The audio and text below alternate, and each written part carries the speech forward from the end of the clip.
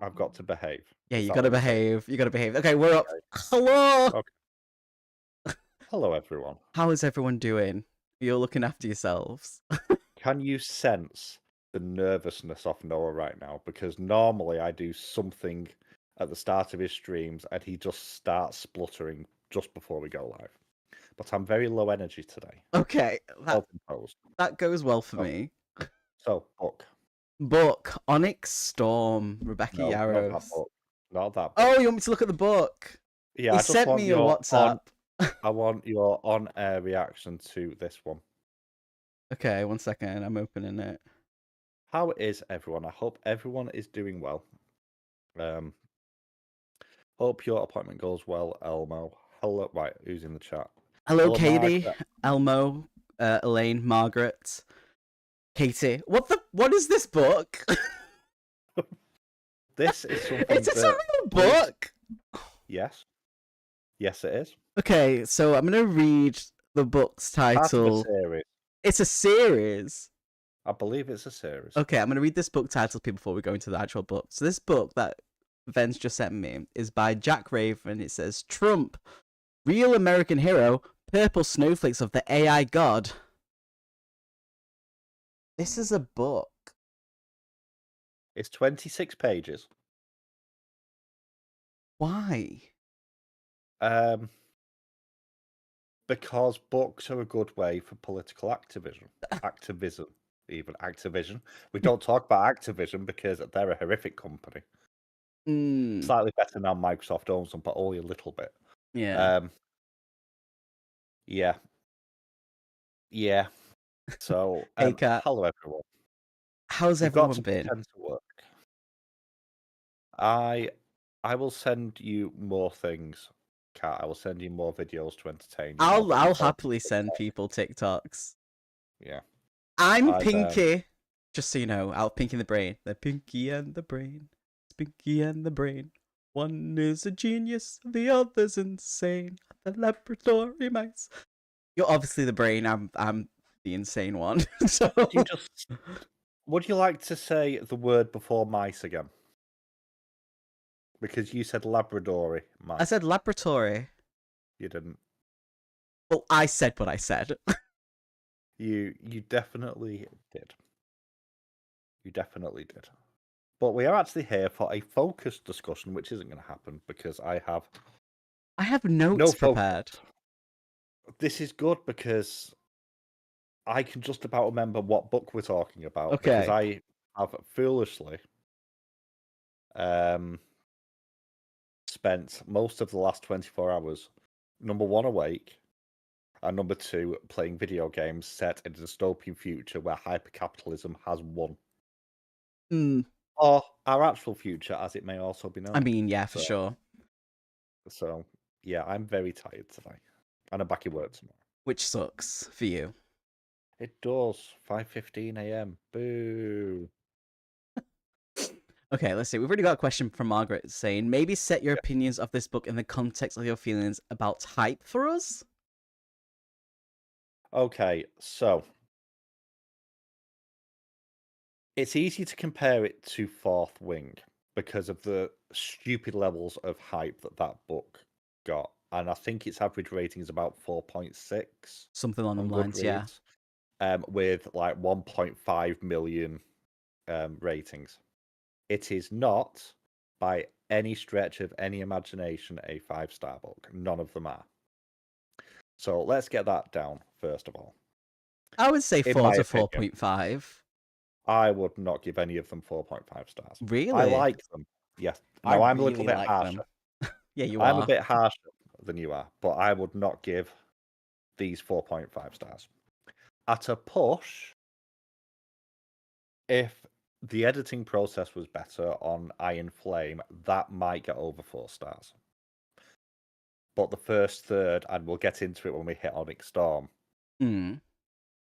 Yarros has not started books 2 and 3 well, I don't think. Okay, I do agree with you on that. So, I think these are popcorn books like ACOTAR is. If you like ACOTAR, it's fine to be wrong sometimes. But listen, I need my This, guilty pleasures. yeah, these are fantasy with limited substance, and what annoys me a little bit is there is evidence that there is some potential substance there. These could be epic fantasy if they were done slightly differently. That's not a knock on the author, because they have hit exactly what they wanted to hit, to be clear here. Yeah. This is a case of had a brief, done the brief. And I think ONYX Storm is probably the best book technically. It's certainly the best narrated of the three. Mm. Because I know you read it, I listened to it. Even though I do Yes. have the physical next to me, because I can't remember anyone's name other than Zaddy's. I call him Xanax. You call him many things. You call him Yes Please generally. But there we go. Okay, go on. Unfortunately, he didn't hear that then. What but was it's that? all okay. You call him Yes Please mainly. No. Is it? Anyway. But yeah, it is. I stand by that this is not. It's aimed at a young audience. Yes. It caters to that young audience due to the behavior of the protagonist a lot of the time. And it does what it's meant to do. It's a good introduction. It's a solid introduction to fantasy. Yeah, and which is. Yeah. And as the series has gone along, it has kind of zeroed in better, because book one was all over the place in terms of have this cliche and this cliche, all the cliches. This is a little bit more focused. It is. I agree with you on that. But yeah, definitely the start of like the books for was it Iron Flame and ONYX Yes. Storm? They're basically the same beginning for the first half. It doesn't overstay as long in ONYX Storm, which I'm Because grateful for. because they do leave Bez Gaiath earlier. That's true. Sorry, Peanuts at the window. Oh dear. Yeah, Cyberpunk, it's ridiculous. It has taken far too much of my time. So yeah, and also Feyre can get in a ditch. I'm just saying. You leave my Akatar books alone. What would I? What would I What would intensely I- dislike, as if readers of these popcorn books replicate? Can you please? What? I know what she means. Replicate. I don't like the fact that a lot of people say this is the best book ever and then refuse to acknowledge that this is standing on the shoulders of some literary giants. And there is a lot of stuff in here directly stolen. Not stolen, that's unfair. Reinterpreted from better books. Like what, for example? Well, first off, name me another romance that has a different relationship dynamic. Of dark, broody. Well, no, that's the thing, though. That's the cliche. That's always going to be a cliche. That's always going to be in books like this. Anything to do with fantasy and fae fantasy and stuff like that. And pretty much any sort of romance, most of them are going to have that cliche because it works and that sells. How tall were the fae in folklore? How tall are fae in folklore? Depends on where you're coming from. But most of them, oh. Generally speaking, these are. But I mean, like in like actual folklore around the world, different sizes, mostly small. This is not 6'2". No, but in books, most of the time. Although this isn't fae though. On a side point. Yeah. But you have dragon riders. That's a cliche. Eragon does it better. I've never read Eragon. Eragon does it better. Dragon Riders of Pern does it better. Hey, Paula. Differences there. Side point, actually, speaking of Pern, I found out the other day, and I don't know why I didn't know this, but obviously Anne McCaffrey, I presume, has passed away at some point. Has she? I don't know, but I've started getting the books. She's not writing the books now. Regardless, I think it's her daughter. Pause. That explains why they've been re-released in the normal size books instead of the pocket books. Then, yeah, pocket books. You don't get pocket books anymore. I bought one. Not really, though. Generally speaking, books now are slightly taller than they were 15 years ago. That's true. That's true. Still Exhibit fit my A pocket though. being Exhibit A being Discworld book compared to Wait. what's a normal book? This is mine. Sorry, we'll go there in a second, but this is mine. I have a Pern book, but it wouldn't be me if it was a book one. This fits in my pocket. And I wish more books were kind of like this, I'm not going to lie. That's true. Books are getting longer, though. I mean, if you put the books together for pocket size... I mean, I hate to point out, but that's not a one-to-one comparison, is it? You want me to get a one-to-one comparison of another one? Probably a better idea than comparing it to a hardback.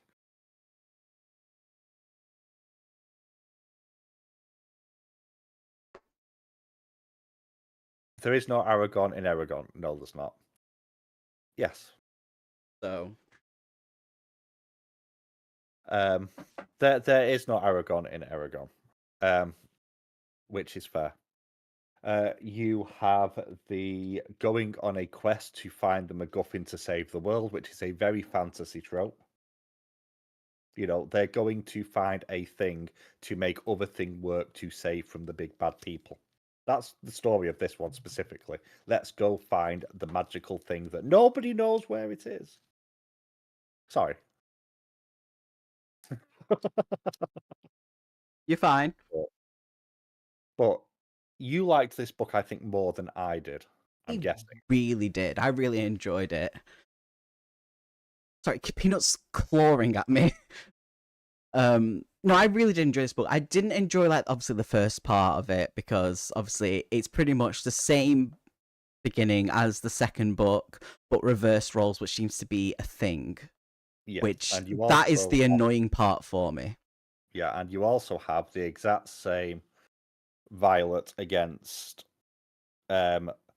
very grumpy, does not trust you, can't imagine why, does not like when he's going to be an absolute arse with your authority figure. Yeah. Which we've seen in every book. Now, I will say, this one works better because the authority figure stands there and goes, no, you're a student, and disregards her entirely, which is how it should have been. Even though I think he is still an absolute muppet of a character. And we'll get into speculation later about them. So, Margaret, basically, in the second book, continue like how it starts off is it's basically Violet and Xaden had a bit of a falling out because of trust and love. And it was stereotypical, you knew what was coming, all that jazz, blah, blah, blah, blah, blah. And then they get over it partway through, about halfway through the second book. And then in the third book, the roles are reversed. And then bear in mind, that reverses from book one as well. Yeah, so it happens in book one, then it's reversed to book two, and then it's reversed again in book three. And it's frustrating and annoying because it's kind of like, okay, we get the point, just move on with the story. We don't need this, you can cut this out. But it's not about trust with each other this time round. But it falls along the same sort of pathway. That's what I'm getting at. And there's no one cheating. They're not that type of, that's why they don't trust. It's more the fact of not telling the full truth, even though if it's a white lie and it makes sense as to why. Okay.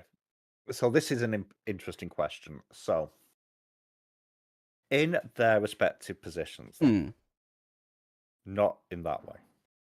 In their respective positions, and one of them has a position of authority, true authority. How unflinching, especially when someone is quite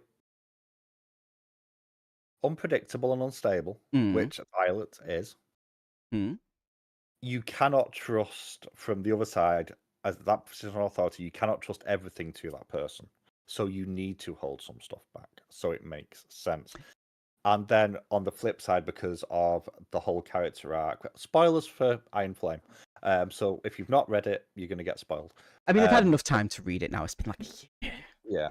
So at the end of Iron Flame, and something that Yaros does a really good job of, she ends books very well. Although there's been a bit of controversy around this one. I'm fine with the ending on this one. I'm fine with the ending. I actually think potentially it could be very, very interesting. Yes. Yeah, poor communication is an issue. You can explain it away a little bit. Yeah. Because of lack of role models, growing up environment. It is still a trope that I don't like particularly, especially after what 2,100 pages and it's still going on. Yeah. At that point, hey Luna. Hey, Luna. So yeah, I don't know. There's things that this book does that I like. Schmacks. I'm joking. Okay, we'll touch on spice because it's actually the least interesting part of this. I agree. I do agree. I cannot remember any of the spice scenes from this. In this one, there's not really spice in the third book. It's basically there's spice, but it's not the forefront. It's basic. You know what it is? It's teasing. That's all it is in this book. Is just teasing and edging. I think you're misremembering part of the book. Some of it is.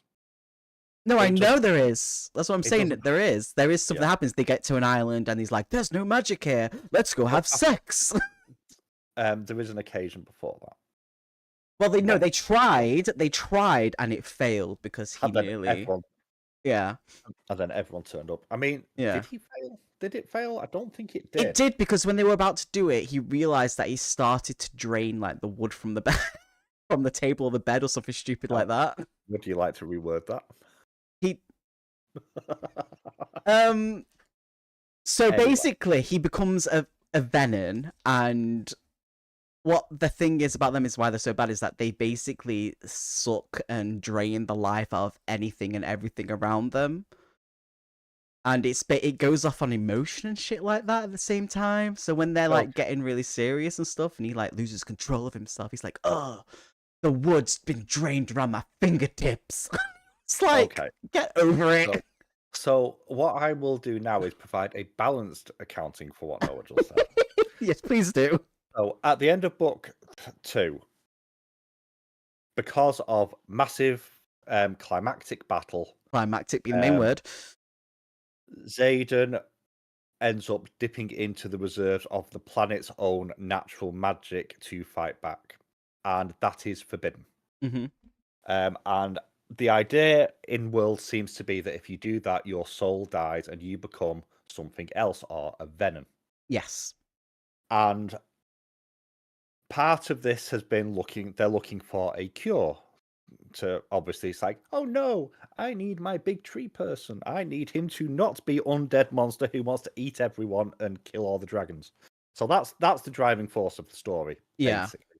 That, and well, we need these special dragons that can't decide what color they are, to come and maybe help us not let them in the building. But the drawback with this is it progresses with usage, so it's almost like an addiction.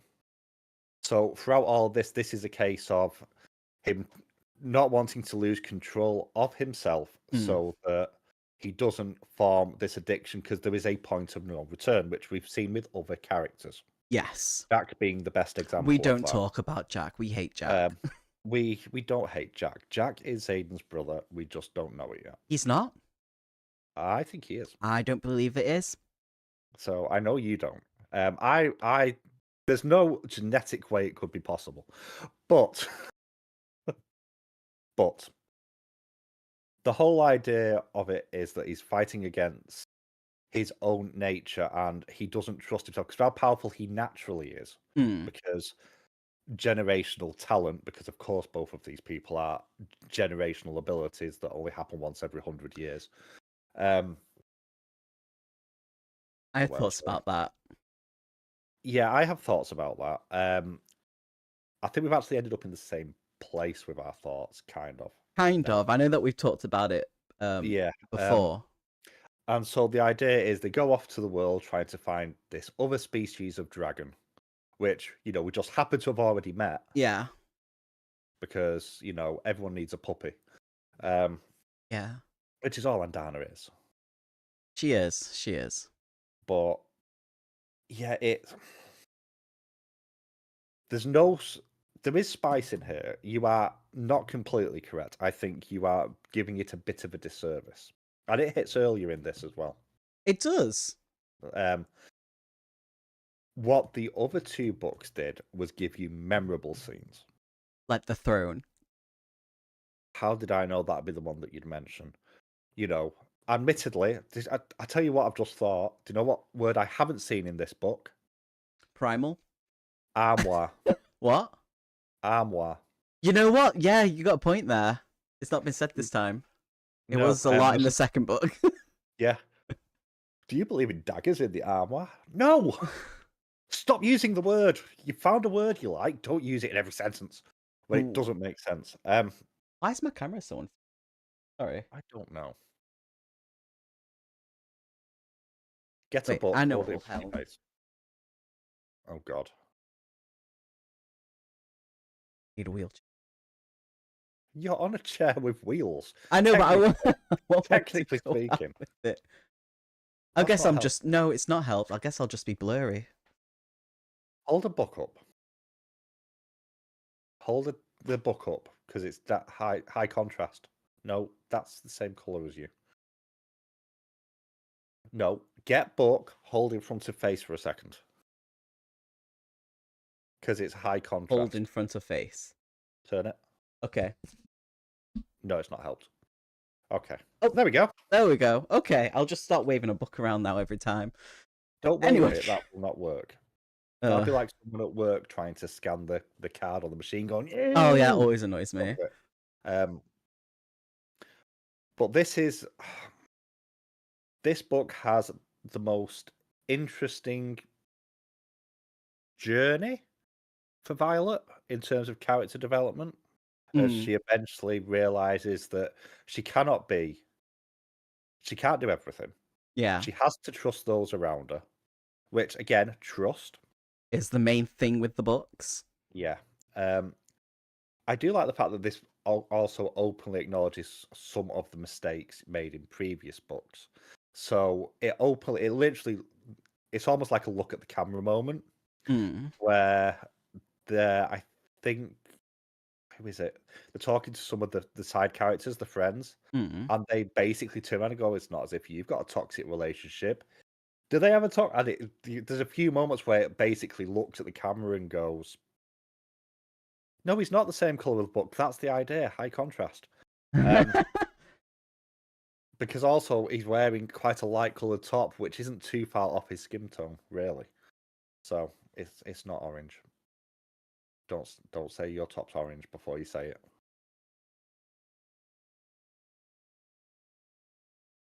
Anyway. But what did you like? See, I like that we ventured out onto all these different islands. We got some sort of confrontation. When things started picking up and there was actual physical like fight scenes, I enjoyed that side of it. I liked the different point of views we got from it as well. Yes, which we'll get onto the point of views at the end, because I think we have very different thoughts about where that goes. But yes, once it gets out of the dreary, depressing, war-torn country, where everyone believes in the propaganda, and they're rewriting all the books and history and doing book bannings, and trying to force their neighbours, all these foreign states, to bend the knee to them. Yeah. Sounds familiar. Once you get out of that and you go like away from the world to this slightly more varied, slightly more hopeful, more multicultural sort of world, it gets more interesting. It does, because we get a look at all these other places and all the different things that they do in their everyday and religion, and how differently vibrant it is there. Yes, and on top of that, there's no dragons. Yeah, which was interesting. I found that interesting. Yes, because there's no magic, which then asks the question, where does magic come from? Which suggests that a lot of it is actually anchored, which we already know that dragon hatching grounds sort of permeate magic themselves. So there's an anchoring effect there. Yeah, Which but makes me what wonder caused the anchor effect in that specific spot? well, dragons need magic to live, at least it's hinted to. Yeah, because it gets painful for them to be away from it. It gets painful for them. So that suggests that they're creatures of the world in a way that the venom aren't, because the venom just remove all the magic from a place. Yeah. So they are almost like a yin and yang effect there. Yeah, which is the theme throughout the book. Yeah. What I find really interesting is the fact that I wonder how that links to the religion in the world, because I think there is. I forgot to look this up actually. How many dragon colors there is and how many gods there is. Okay.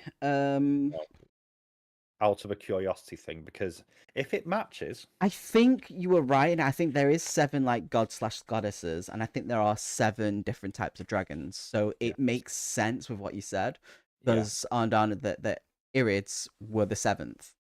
Which is a terrible name on a side point. You know what the thing is though, in the book, right? They kept being called Irids. I didn't realize until I don't know which character it was turned around and went, "Does Irids stand for iridescent?" And they were like, "Duh," and I was like, "Oh." Because it never talks about them being iridescent. It just kept talking about the different colors changing. Like she was gold and then she was black. Like her colors would change, I guess, like iridescence. But iridescence is like from how the light hits.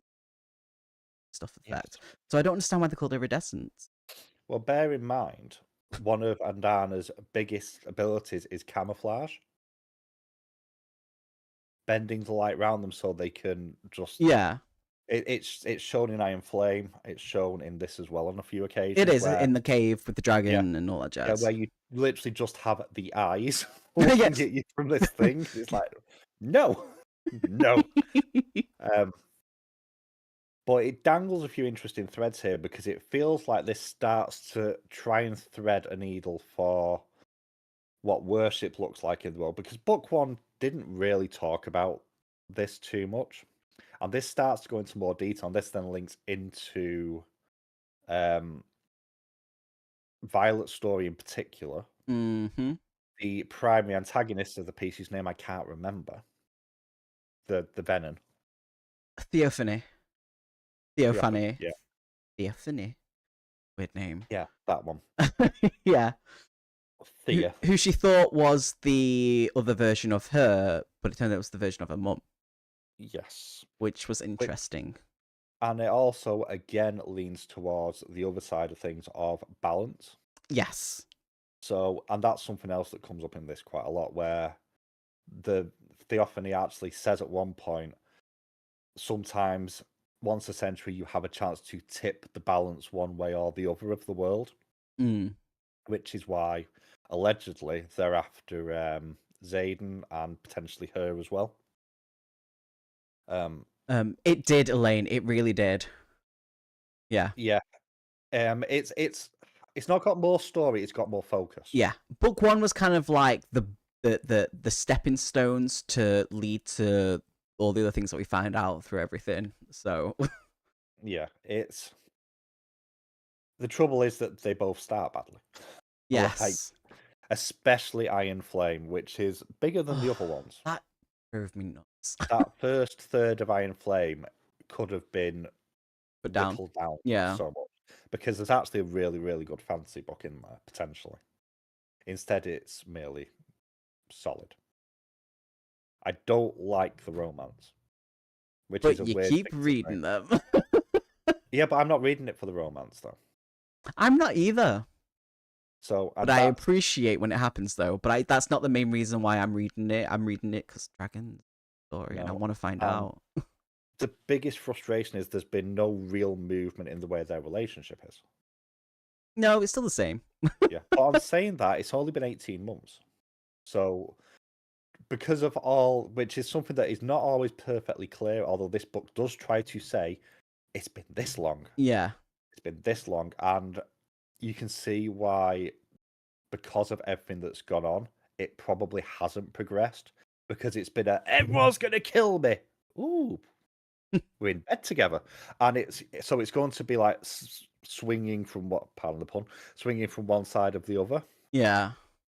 without any sort of downtime, and there hasn't been any downtime for the characters, as there shouldn't be. I mean, they kind of do when they get onto the islands. They One do, of but them. there's There's still shit a going on, but they do get there's- a little bit of a reprieve.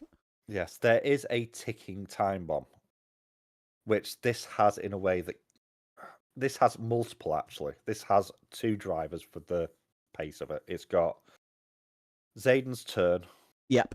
and it's got the failing wards at Yes. not Bezgaius. You want to say Taldori? That's critical role. Like no, not Taldori. Hang on, where's the map? I've got them. That's not the map. Tyrandor. Yeah. So there's that. The most damning thing I can say about this is the most interesting relationship in this. I think the characters interact 3 times. And Are that's you Justinia. talking about the king?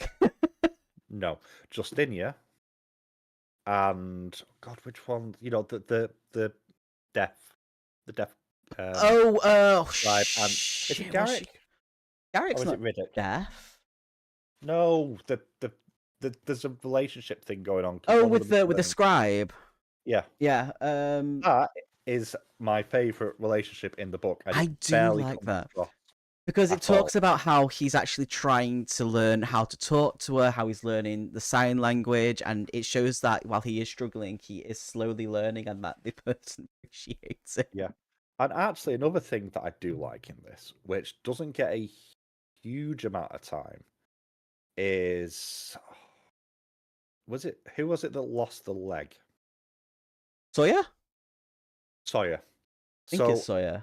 In the first book, one of the characters lose the leg, and you actually have a period here where they don't want to. They have a crisis of faith about still being a rider. Well, you know, I can't ride, and them working up to being able to ride again. Yeah, and I like the reasons why they went to Violet rather than anyone else with this, because Violet does have issues, chronic disease. Yeah.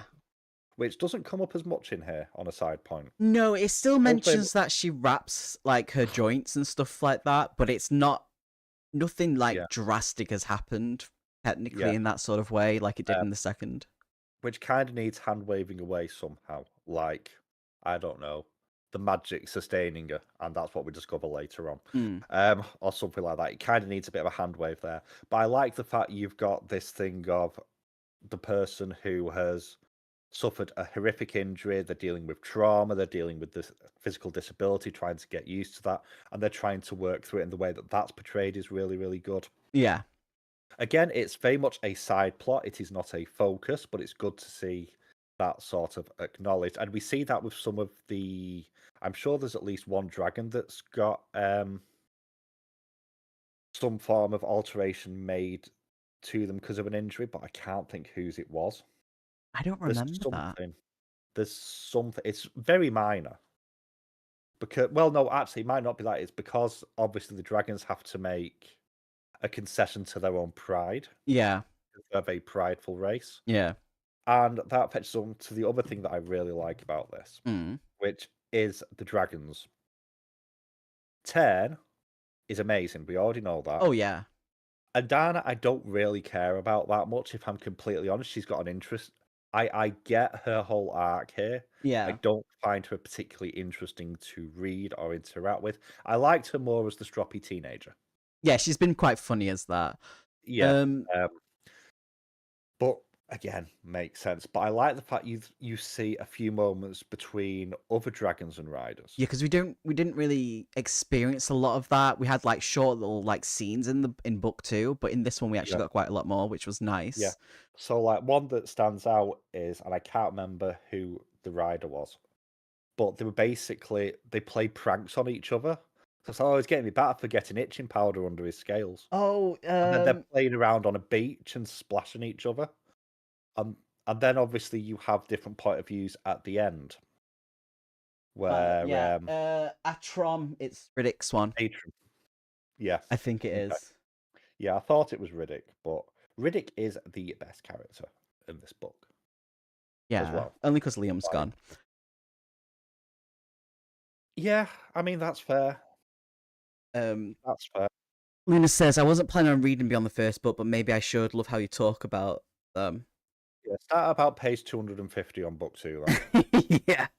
Yeah, because there's certain things you can just skim through in the first part because it's just like, okay, we get it, we understand. You don't need to keep dragging it on and putting it in different angles of the same thing. Yeah. Which is definitely not what she said to Zayden. But there we go.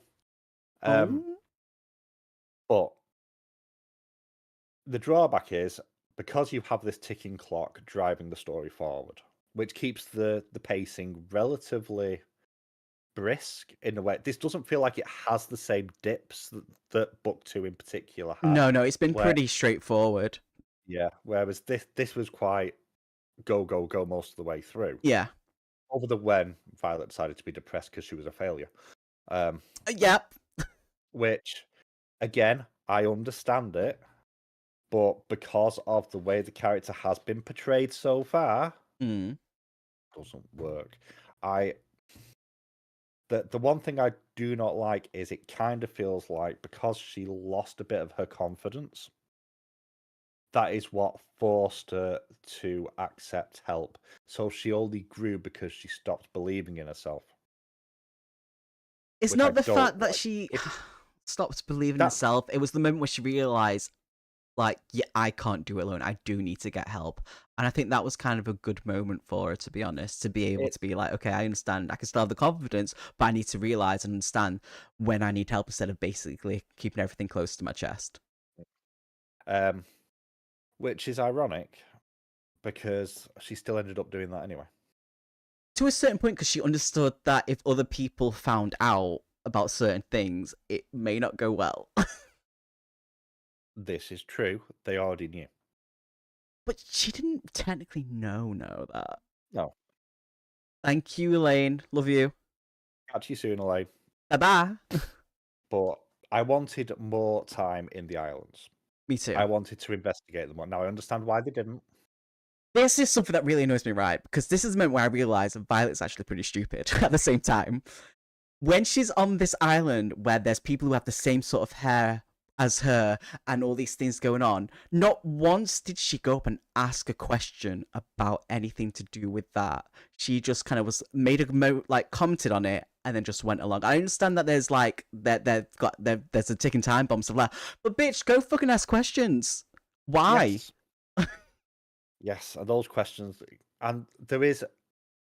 I don't like how closely tied her history is to Zayden's as well, because she's taken to the island to be dyed with light-colored hair, and he has dark-colored hair, and his mother's from the island. Don't like that so much because that has the feeling of prophecy. Well, that's a different island, but they're seen as like a conglomerate in many ways. They're not. They're more. They're closer as countries than where he was brought up and she was born. Yeah.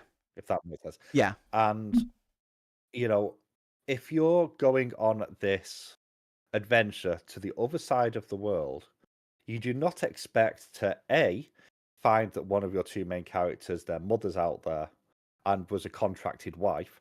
You then don't expect for the second main character to have been kidnapped by their father, taken to a priesthood to basically be anointed at some point in their early years of life, 3 islands over. But they weren't really anointed. He went to try. I don't know. I don't even remember why he fucking did it. I guess because like he saw something and realized he needed to do something, and then they wouldn't do it. We haven't been told, and that's part of the reason why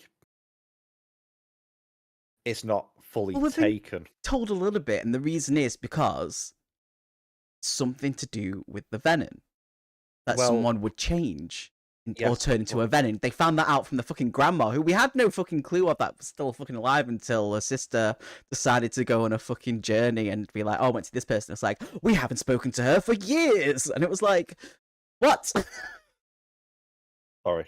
And yes, Margaret, so much drama. There's a lot of drama, but the way it leaned into it with the fact that on the continent, which, side point, Love the fact that they turned around and went, that's not what it's called. It's historically not been called the continent. It's called insert fancy name with 15 apostrophes here. Yep. Historically, and you have that other evidence of rewriting of history. Again, important. Yep. But the fact that they look at how worship has been deliberately changed on the continent compared to everywhere else, because whilst they have a preferred god to worship, and they do, Yep. and it's the god of stabbing people, Mm-hmm. whose name I cannot remember. That's with an M. I've got the book here. 1 second. Do they begin with an M, or are you thinking of the general? I think you're thinking of the general. No, are you talking about the gods? Yes.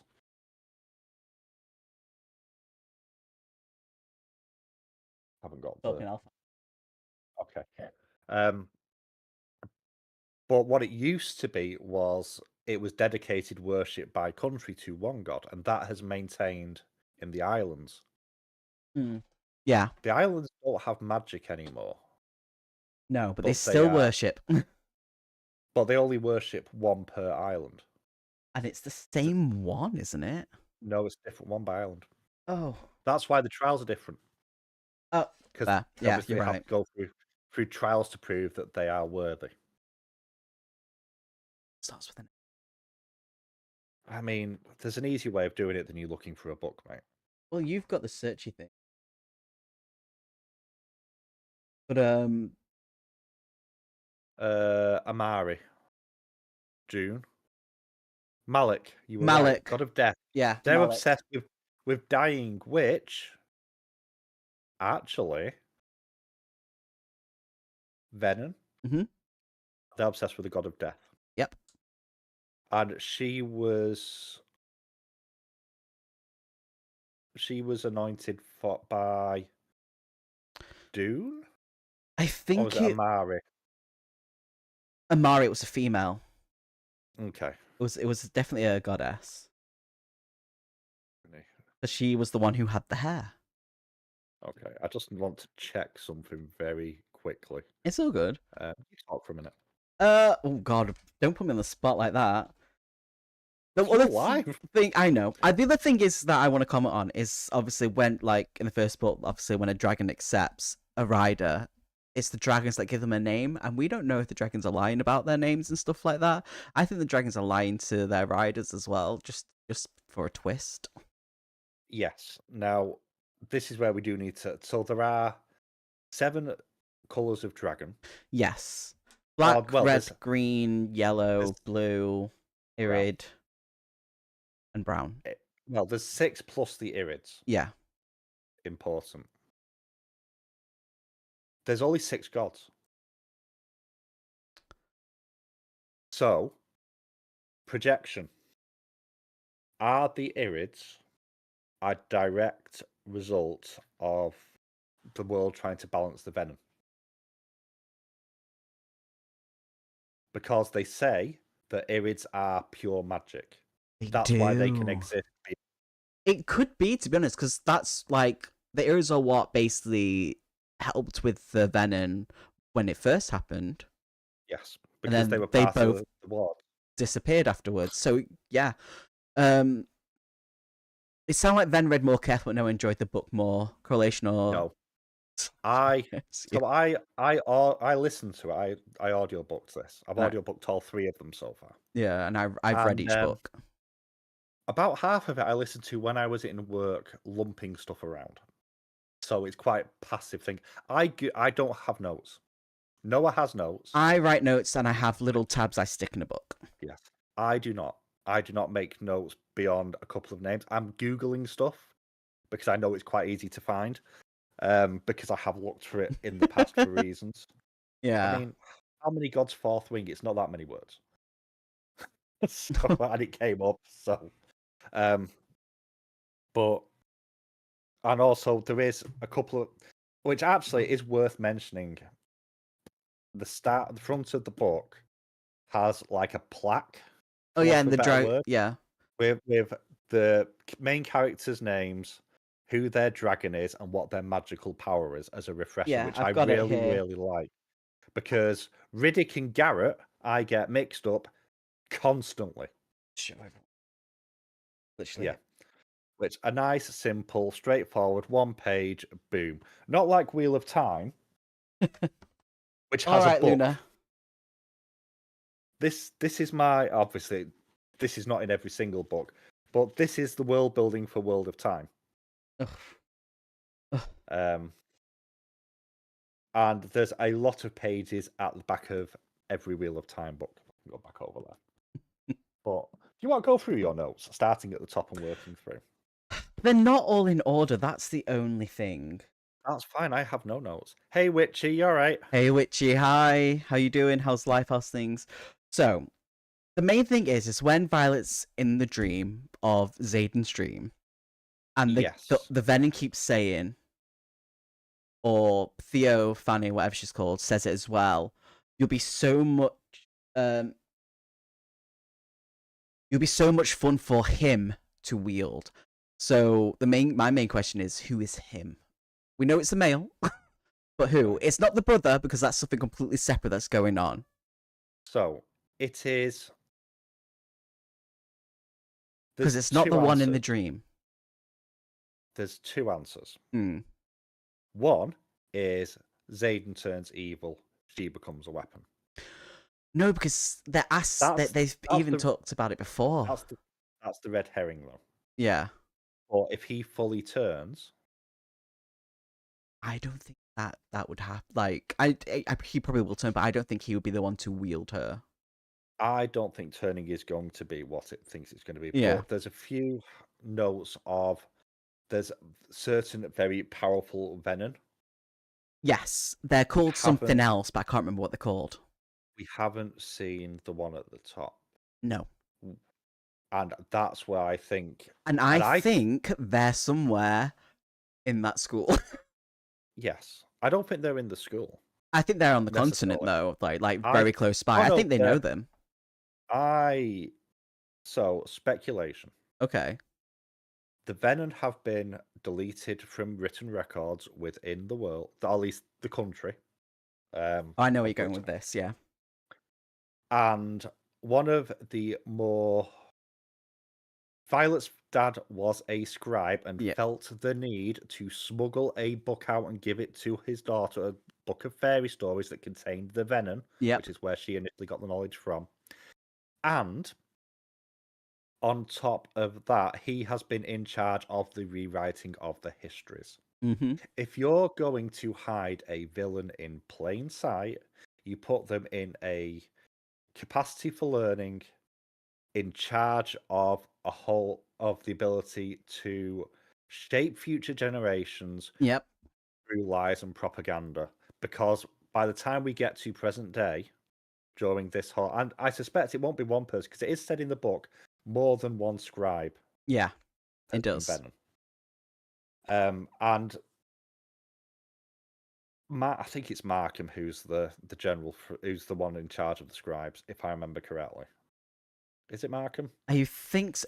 No, yeah, it is, because he's also the and also had an interest in Violet from an early age, allegedly because of family, because mother, super powerful military leader, right? Yeah.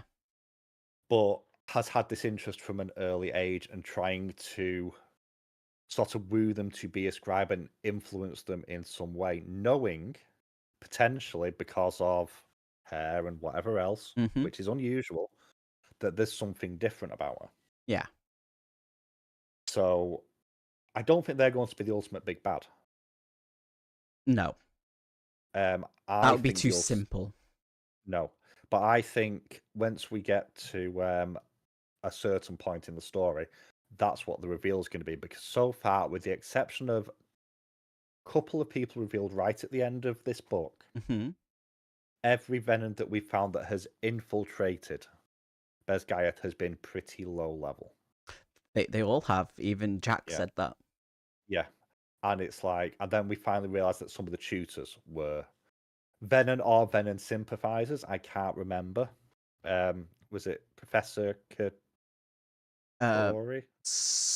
Was it Katori? Like it might not have been. One of the professors, though. I don't think it was Katori.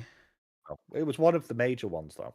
Yeah, it was. Yeah, but it wasn't I had Kotori. an interest in dragons, if I remember correctly, as well. Interesting point. So high fantasy book. Oh no, what's the high fantasy book, Witchy? Tell us. Yeah, Tell us about the book. give us all the deets.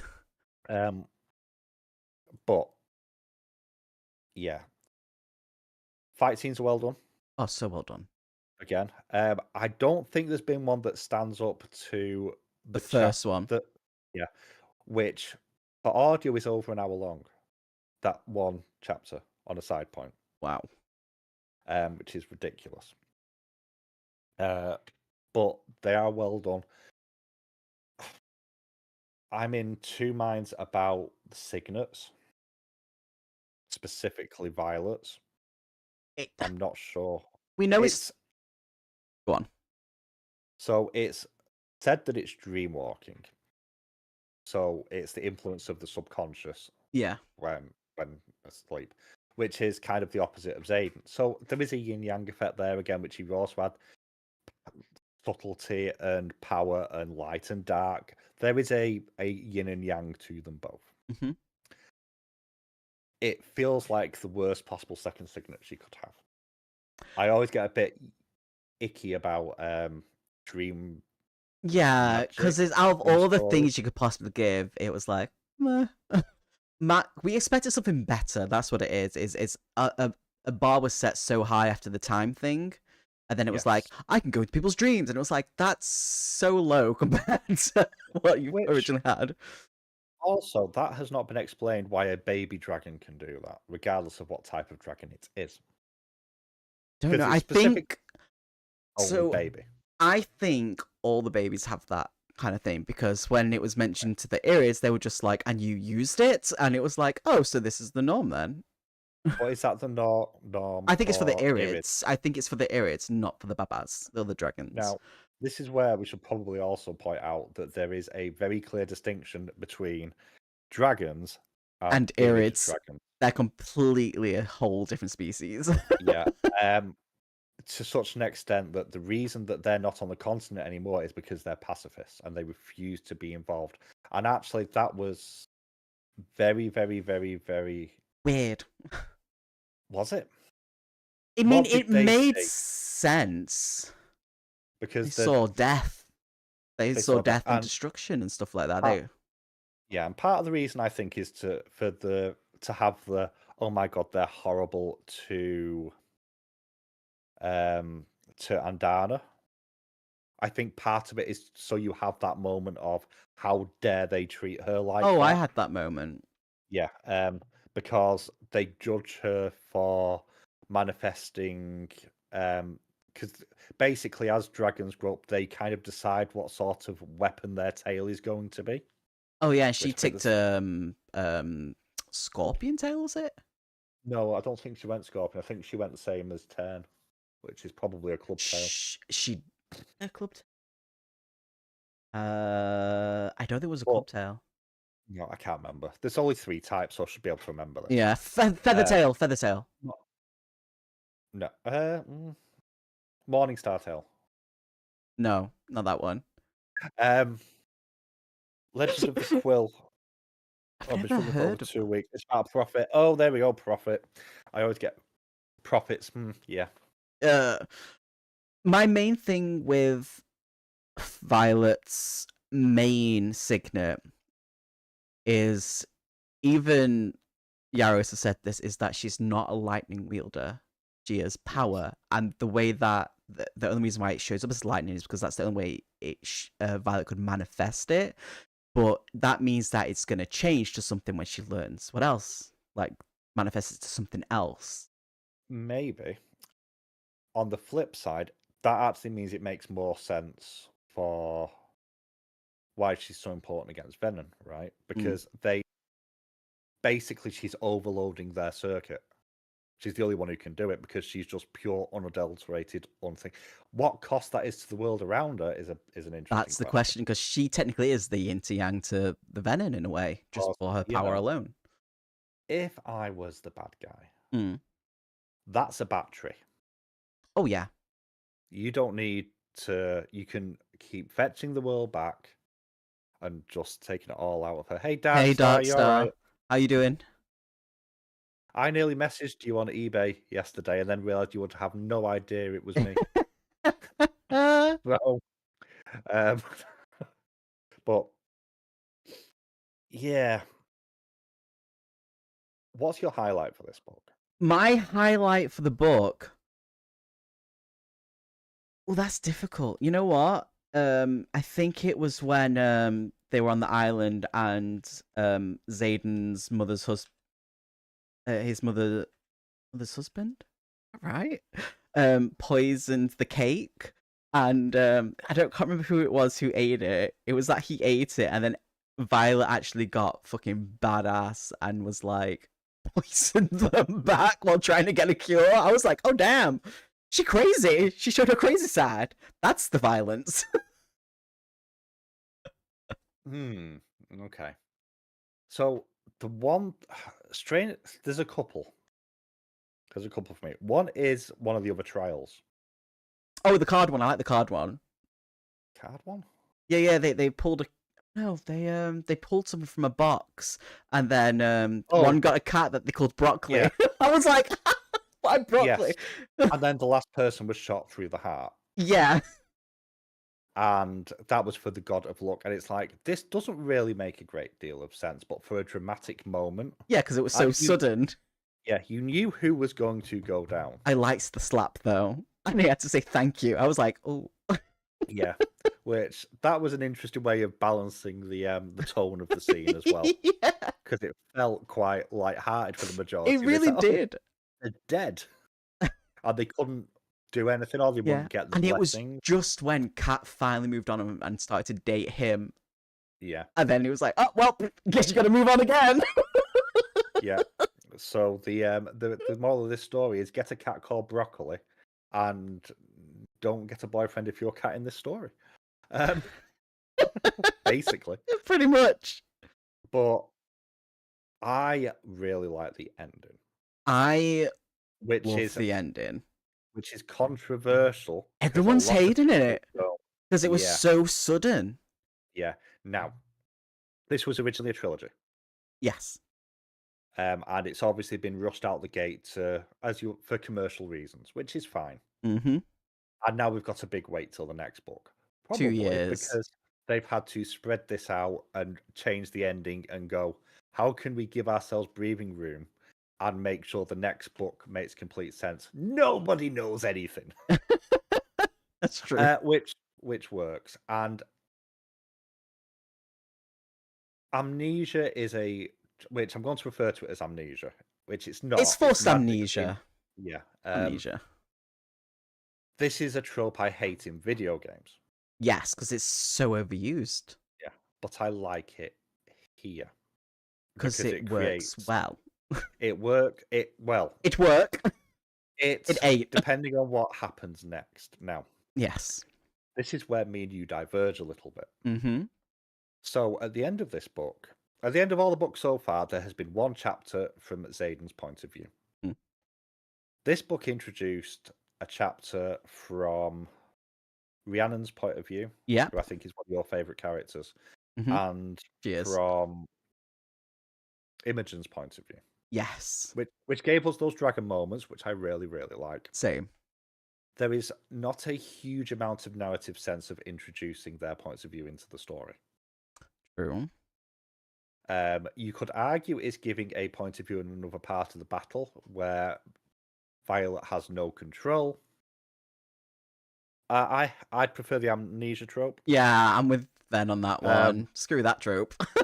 To be honest. Yeah. Although, now that's a question. I'm going to tell you now, it's not that. She is not pregnant, and I'm going to tell you why my reasons. That's fine. Go on. It's not something I'd even consider. Throughout the book, at the start of every chapter, it has written or inscribed by what's she called? The deaf one from various people's scribes and stuff, and it's always Cadet Violet Soaring Girl. Yes. She's not gonna survive. She's gonna die. Okay. It wouldn't shock me if in the next book, when we get those little subheadings, the quotes are from whatever her current title is. Because she isn't just a cadet at this point. These are nod backs to like things she's written during the period of the book that it's set in, more or less. I don't see that happening because everyone else will just see her as a cadet. Throughout 3 books, it's just been cadet, and it's always been Lieutenant Zayden, blah blah blah, when he wasn't a lieutenant. Do you like Dane yet? I like Dane more now. But I still think he's a dick. But the thing is, though, it's awkward because everyone hated on Dane for doing his mind thing, right? Accidentally when he touched her. But Zayden's done the same thing, but everyone accepted it because he was hot.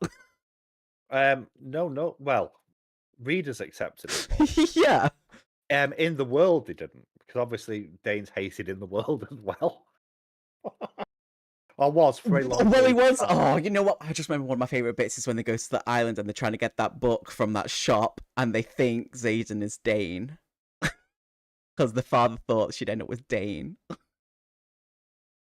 It was awkward, and her sister had to walk out laughing. Sorry. Which, on a side point, there is a couple of moments in here where there's an attempt to stoke jealousy between Zayden and Violet. Don't like that.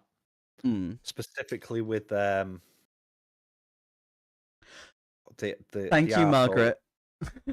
The arsehole that is heir to the throne, whose name I can't remember. Starts with an A. No, it's the other one. It's the older brother. Not the one that's a dragon rider, because I like him. There's another one the one who gets stabbed. Holden. Yeah, he's a dick. Yeah. He deserved to die. I don't like the fact that he was literally put in the book by the looks of it for jealousy reasons. Don't like that. That is what he was there for. It was, but it was also because he was looking for his brother. But that went to the back when he realized that Violet was a rider. I mean, and he cheated, and she was like, "You have a type, redheads." Well, but I think so. What I want the next book to do is not have Zayden in it. I don't think it will. At all. Yeah, no. I think the next book's going to be a completely different thing. Yes. Now, the other thing I don't want is I don't want it to be from Violet's point of view either. I think it's going to be a mixture between all of the group, to be honest. I think if she does that, it'll end up an unmitigated mess. There's 2 more books, Dark Star. Yeah. And the comics are coming out. Yes, they are. All the books. I saw a picture of some of the artwork, and it looks Yes. And obviously you've got the Amazon TV series as well. And which I'm excited for. Which, unlike Akatar, looks like is going forward because that's being dropped again by Hulu. Was that the second or third time? About 14th, I think. Oh, okay. As long as they don't make it, I'll be happy. But I kind of want Violet to be at arm's length in the next book. I don't want her point of view because she's gone on her character arc now. So I'd rather see her story from the outside, from her friends that are around her. I think that's definitely the way it might go. Yeah. I'm with you on that. I think there's still going to be point of views of her in there. I think if you do the same thing where you put the last chapter in, being Violet and then Zayden, I can live with that. Yeah. I think I want it to be. I mean, ideally, I would want it to be someone who's gone off with Zayden, which a number of them have. Which I've just realized we've not actually said exactly what the ending of the book is. I'm just laughing at what Dark Star just put in. Yes, Dark Star. Right. Hangman's noose, perhaps. But throw me. The ending of the book. Yeah. So part of me wants it to be a dual POV, and it wants it to either be Rhiannon or keep forgetting her name. Imogen, who I still maintain, if she isn't the ultimate villain because of her ability to alter memories, it's her that alters memories, isn't it? It is Imogen who has the ability to do that, but I don't think it's going to be her because that's too. I don't think it's going to be her, but if you're going to have a betrayal, Have it someone close. So here's the thing, right? I think the betrayal's going to be Violet's brother, Brennan. Yes. But there's also the side point that Yaros did say, who is missing at the end of ONYX Storm? To hint at who it could be. Who is missing? I mean, there's all the people who had rebellion relics. No. Most of them. Most of those are the ones that have gone off. Garrick is the one who's going to be a traitor on one side. It's going to be Brennan. I don't want it to be, because possibly my favourite character in the book. That would suck. Between Garrick and... well, it can't be Garrick, because Garrick is Xaden's cousin, right? Yeah. Yeah, no, that wouldn't make sense. I think it's Brennan. Is it Garrick or Riddick that can do the zipping about, the fast travel? Whichever one can do the fast travel is going to have burnt themselves out and started to turn. You know, it doesn't say. Doesn't say.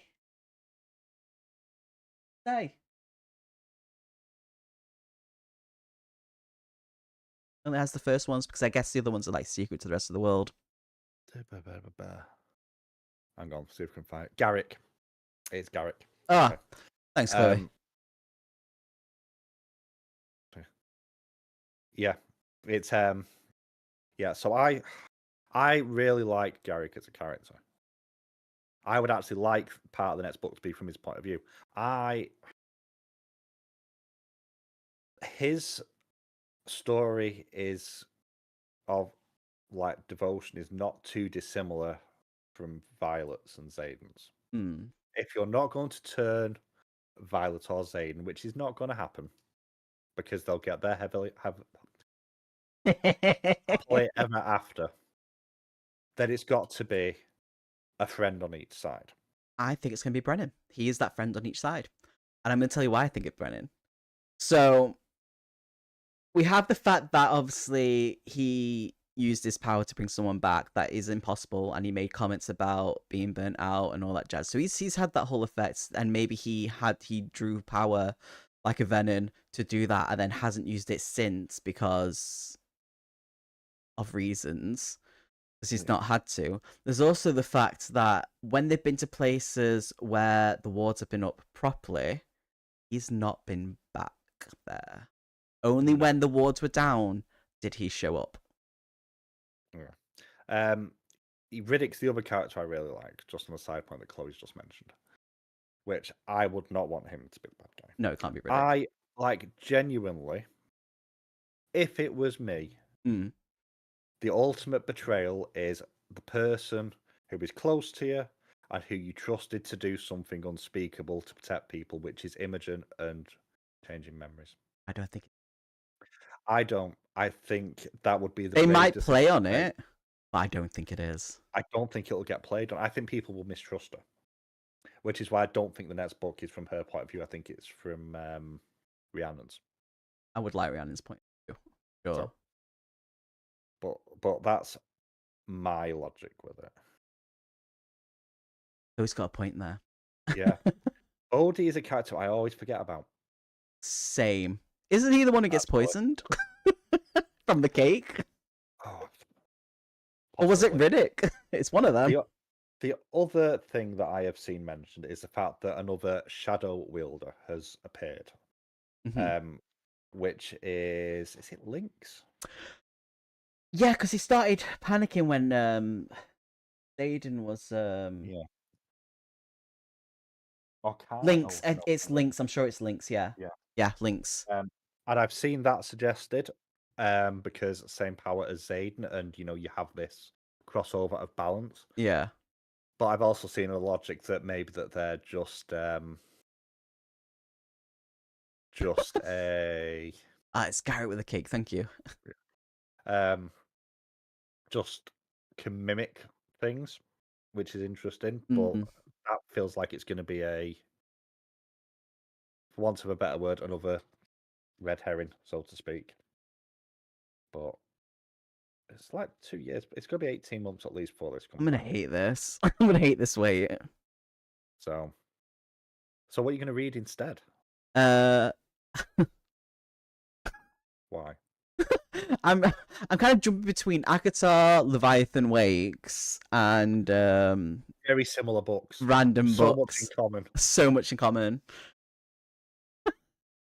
But yeah, I liked ONYX STORM. I do like the ending. I enjoyed the ending. I thought it was a perfect way to be like the fuck when I turned over the page and I was like, there's nothing there apart from acknowledgements. Fuck. Yeah. I think it is. It's certainly. Oh yeah. In terms of narration, it's the best. Something's happened to create two of them. Yeah, because Buffy dies in obviously Buffy the Vampire Slayer, the Slayers. and then Faith comes out. I loved Faith as a character, and then there was 2 Slayers because Buffy came back. It was a good series. Have you ever watched Buffy the Vampire Slayer? Yes. Just checking.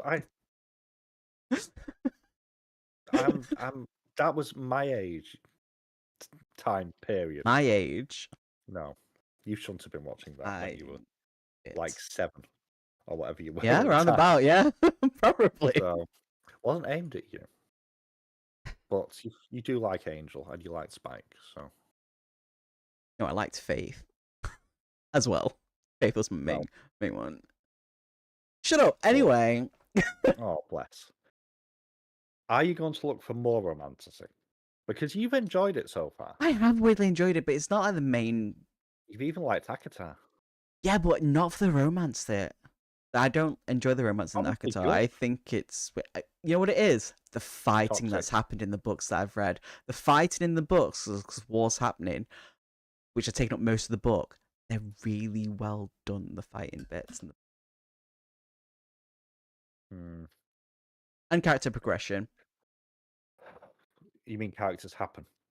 Progression. Eventually. Progression. You can't progress. Well, I suppose you can progress from 0. But. Wow. So I have one that I need to read, which is an Akatar. And it has a better map than Fourth Wing. Well, here's the thing. She didn't put the islands in the book, so I'm assuming the next book she'll put the islands in. Yeah, well, don't forget the islands were uncharted. They knew they were there. Yeah, but they didn't know exactly where some of them were, and then so dot them around. Everyone else does the maps.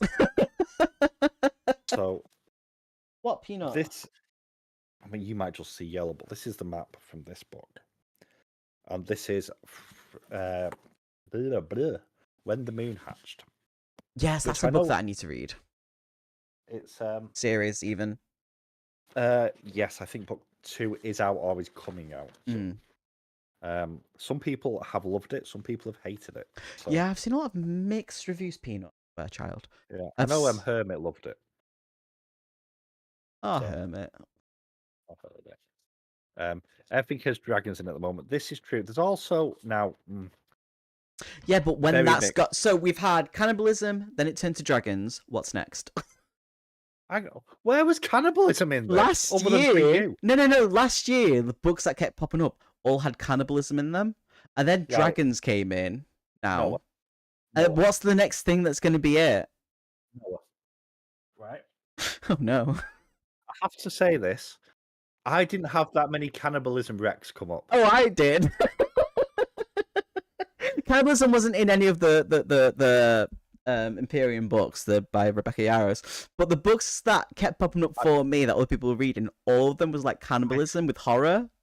I was like, Dark Star means in general where with the cannibalism books. Oh, so we have Butcher and Blackbird. We've got The Eyes Are the Best Part.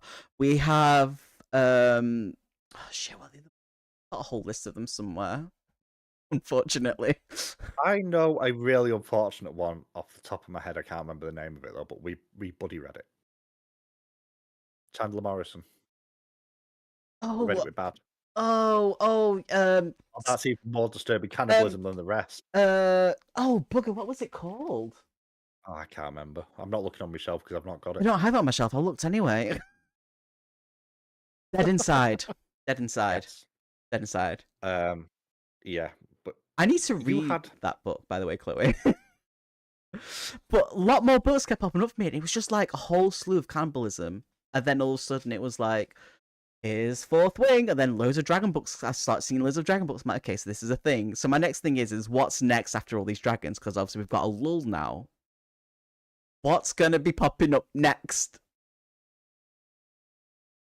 Then he started naming books I also read. Yes! Thank you, Witchy. Yeah, I didn't. I don't even know how many books I read with cannibalism in.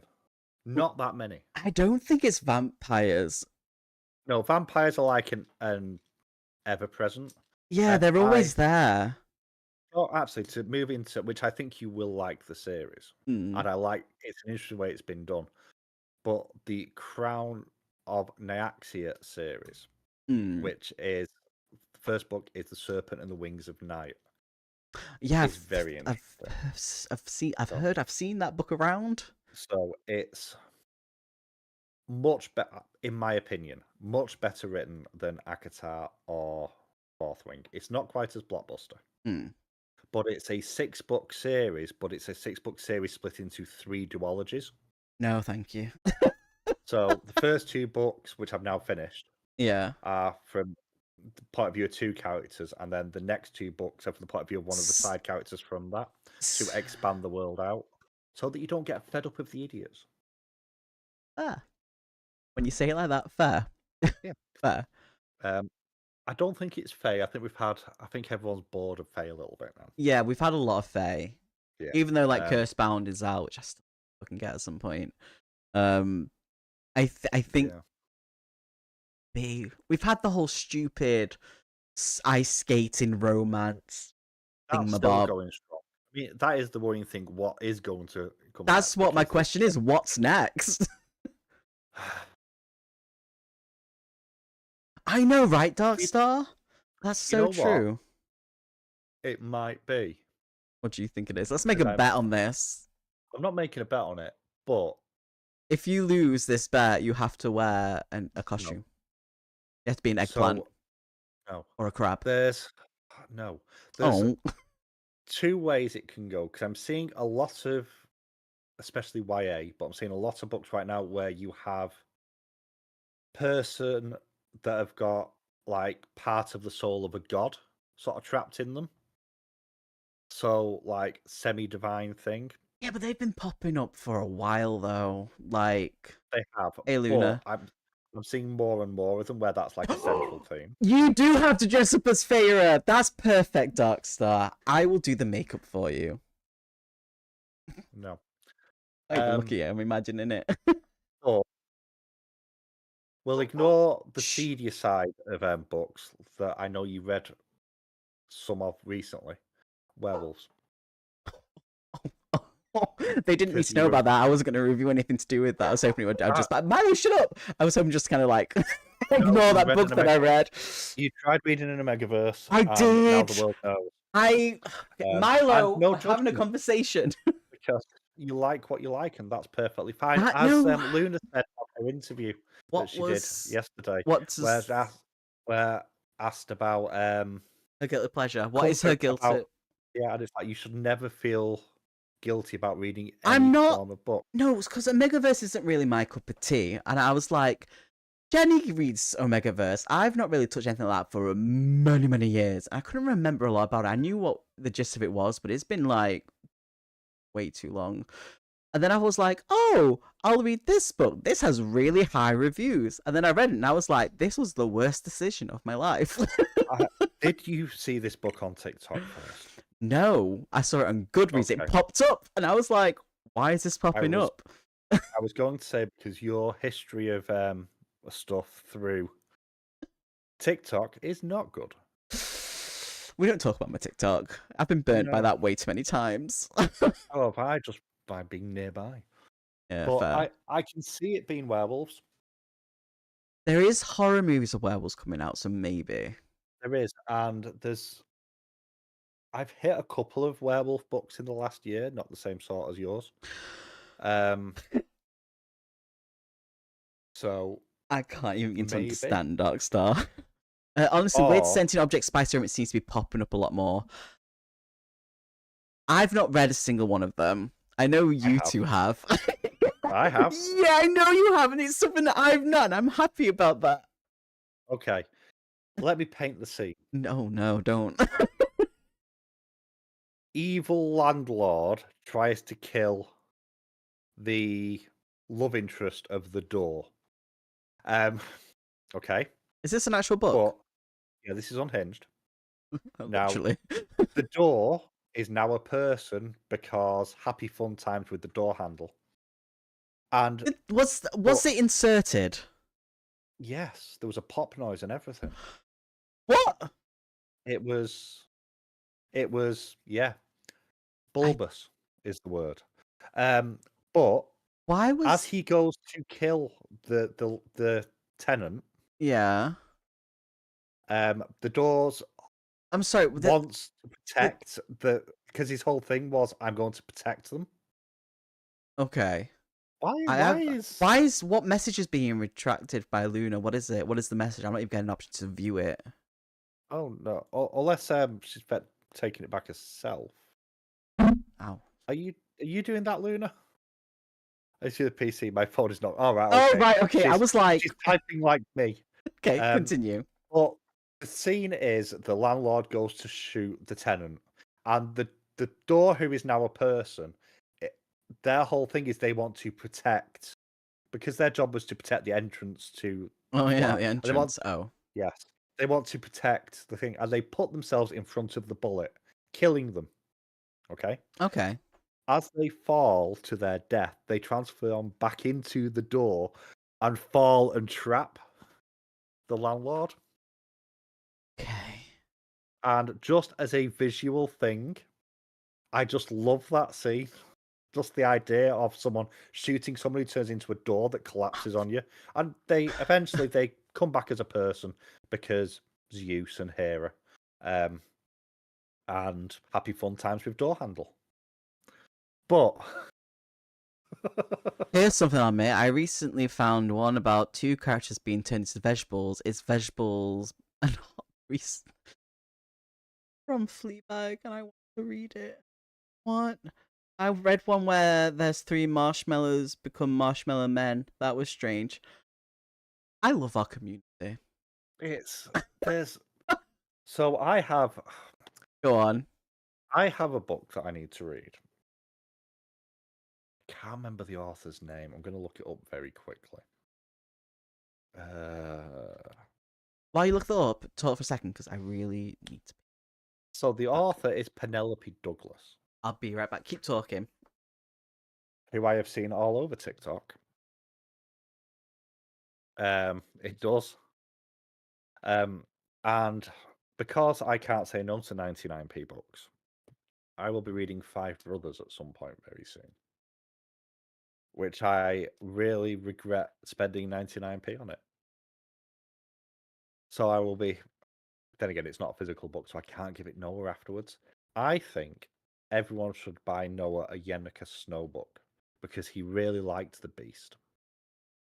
And he would appreciate it. And he's not here now and won't know anything. But yeah. But what does everyone else think? What do you lot think is going to be the next sort of trend in romance? I do wonder if we're going to get a ghost romance as well. That seems to have been a little bit quiet recently. Just on a side point. But yeah. Also, he has fish now. So he has someone to talk to.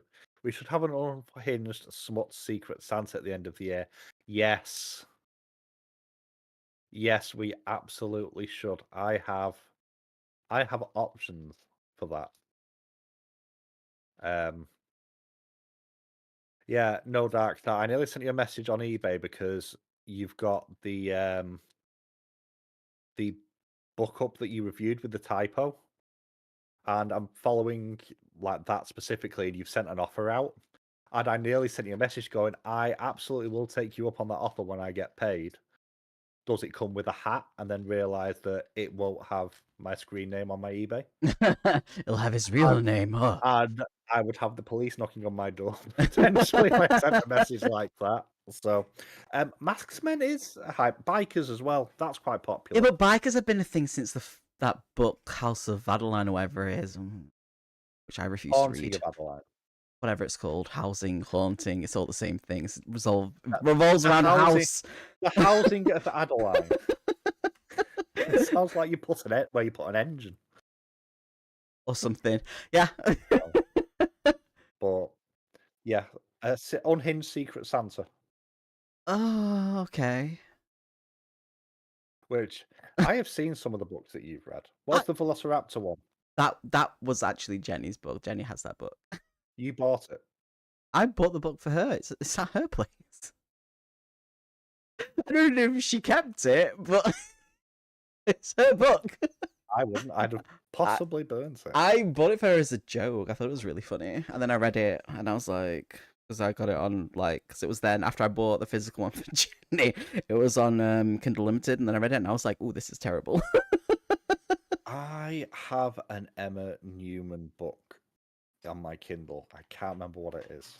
Is yours the Five Guys, Five Brothers, whatever it is? No, that's not Emma Newman. I don't know who that is. I know that's what a book you've got.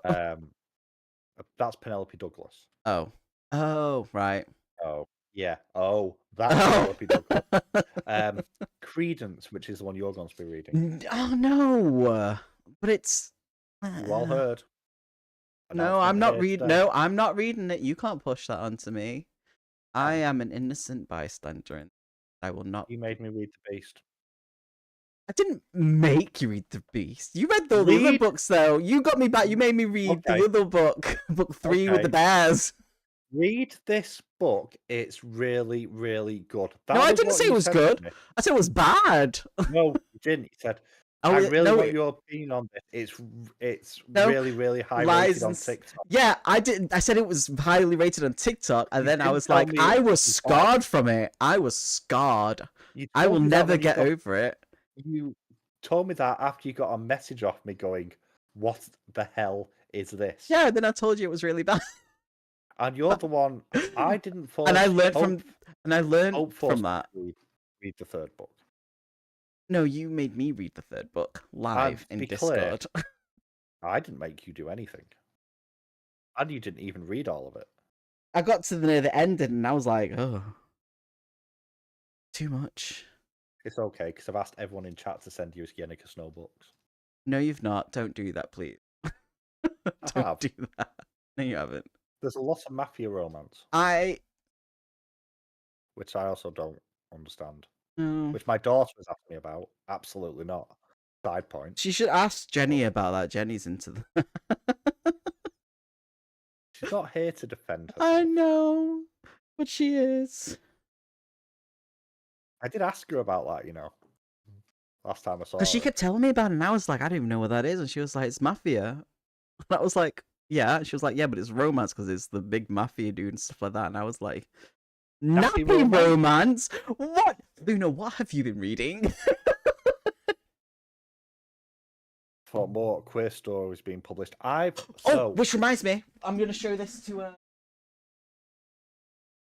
Witchy. Murder thriller. Drag queen. Oh, it's shiny. I read Board Gay Werewolf about 18 months ago at this point. There's a follow-up coming out this year. Yes. Shy Trans Banshee. Yeah. And I've seen the cover now. And I want it. I think I have it pre-ordered already, actually. Possibly. No, I mean, nappy romance is probably actually a thing. You live on the interwebs more than I do, Noah. Is that a thing? Well, I don't know. But you know what I do know, unfortunately? This isn't a book thing now, okay? So many years ago when I was in college, yeah, it was on Good Morning, the fucking TV show, whatever it was, channel it was on. And they were talking about, for some reason that morning, they were talking about kinks. And there was a guy who went on, and my mind is baffled by this, because he can't, unless he is in a nappy, pushing a hard-boiled egg across the floor. I don't remember hearing about this. understand how he got to that point with the hard-boiled egg being pushed across the floor with his nose. That is your problem with this? How did he get to that point with the hard-boiled egg being pushed across the floor on his nose with his hands and knees? Why a hard-boiled egg? Why is it specifically that? How did you come to that conclusion? Why is this a thing? Why? Why? But yeah, it sounded really good, so I thought I would get it. So I'll let you know how it is. So I have, right, well, I've actually got pre-ordered. So I don't know if that's LGBTQ+. We have Villains, which is out. Oh shit, that's out this month. By Case and Callender, who wrote God, what's it called? Felix Ever After, which is amazing. On the side, Infinity Alchemist as well. So that's out. Right. That's going to be LGBTQ+. Witchy. The book is called Murder in the Dressing Room by Holly Stars. Yeah. I'm just quickly glancing through that. That's a kid's book, but I think that might be LGBTQ+. I don't know. I need to double check that. When's that out? Tell me that's not out this month as well. Jesus, no, that's October. That's okay then. I thought I'd pre-ordered far too much for this month. Oh, that's out in 4 days. Oh, for God's sake! You know what I need to get at the end of March? Incidents Around the House. Bye.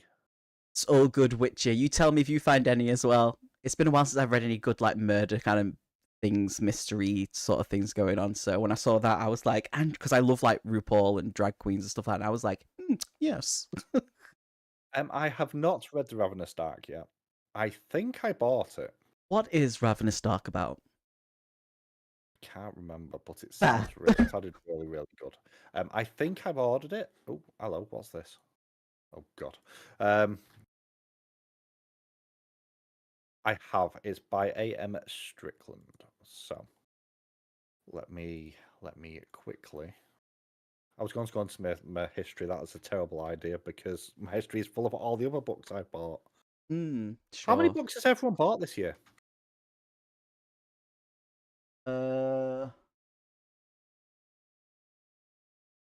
Just put Ravenous wrong, but never mind. I've bought, I think it's 3 or 4 books this year. Okay, so a pansexual blood mage reluctantly teams up with an undead spirit to start a rebellion amongst the living and the dead in this dark YA fantasy by A.M. Strickland. I believe it is very, very good. Okay. And it is Dark Star. I mean, Jenny's not here, other Jenny. Not JJ. JJ. Yeah. JJ. Yeah. She's on about 131. And I am not as far behind as I thought I was when I was counting up the other day. I think I've done very well. I don't know how many I've actually bought. It may be in triple digits. Damn, okay. Well, I need to catch up then. I'm not even in double. I've got a lot of free books recently. I realised I didn't count my arcs or anything though. I am ordering a book called Softcore. What is that about? Probably what you think it is. I saw this. Somebody who read it. It's somebody that I met in. Whose chat was it? I want to say Elaine's, but it might not have been. It's in someone's chat the other day. So, and they'd spoken about it recently. It's like, that looks interesting. Baby is a dancer at a strip club, and at the age of 27, she's feeling lost. It seems that only Dino, her sweet, cross-dressing, drug-dealing ex-boyfriend, can keep her afloat. So, when Dino disappears without so much as a kiss goodbye, she plunges headfirst into San Francisco's shady, erotic underground to find him. What? It only came out recently. So, diversifying my reading. I mean, yes, but no. At the same time. You are, but you aren't at the same time. It's just changing the genre just a little bit with it. How is it's contemporary, which I don't read. That's not what I'm saying. Well, what are you saying? We speak plain English here now. Yeah, you read a lot of the LGBTQ. I do. So that's the same. No, well, it's becoming one apparently. So it's that's the best way to describe it. That's one way to. What have I bought? I'm actually on my Kindle app now. This is going to depress me. My physical books video is up tomorrow. That's not too bad this month. I only paid for 4 of them, so which is nice. That was free. That was free. That was free. That was free. That was free. That was 99p. Lots of 99p books. I bought Dorian Gray. I hated that book, and I also hated the movie. Fair enough. And also, I've bought Nana by Emile Zola because someone said I should absolutely, definitely read it, and they said it in such a way that made it sound like a challenge. So I bought that. Okay. I never remember buying some of these. So unusual. Yes, Titan Hoppers, which is by Rob J. Hayes, who is the author of the book that I mentioned earlier that Dark Star's selling on eBay at the moment. That the special edition they misprinted on the actual hardcover of the book. Okay. Yes, I remember you telling me about that. Yeah. Yeah. I want the book. I'm not gonna lie. But there we go. So many books. I'm on the wrong thing. I'm trying to see if there's anything here that would be of interest to you.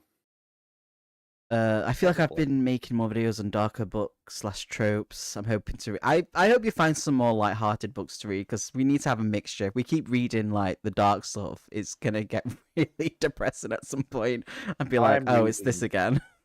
I'm reading something very dark. Right? What are you reading? It's called 13. It's by is it H. Ferdowsi? Hang on, got it in front of me. This is actually a buddy read, which you may or may not hear, which is ironic because I've nearly finished it and they've not started yet, which sounds about right. Who is it? Who are you doing buddy read with? Nobody on BookTube. This is outside of BookTube. This is something else. Is it? No. It's nobody that you know. Oh, are you sure? Yes. So I'll cover this properly in my video tomorrow. Go on. But basically, why is that called? Something like that. Go over there. So basically, I got sent a couple of books by an author. No, actually, let's rewind further back. I was tagged by an author in the post of another author because they basically went, "Where's my fun sci-fi people at in the UK?" So I poked them and said, "Me, I like books." So they sent me books, and then they DM'd me separately to say, "This poster's gone up. Maybe this is something you'd be interested in doing." No, I don't DNF. DNF, as we discussed last night on Elaine's chat, stands for does need finishing. I think you've only done it once or twice. I've known you, and it's when something really pushed to a point where it was like, and it was understandable as to why. So there's 2 books that I've DNF'd. Yeah. There's 3 technically, but one is Jesus, what's it called? The banned book, the Margaret Atwood one. Oh, and that's not really a true DNF. I started listening to it and I was doing other things at the time. And so it wasn't going in properly. Because it's classic, it's not something I'm going to physically read because I don't like classics unless I'm audio booking them. So there's that, but I am going to go back to that. I just haven't got back to it yet.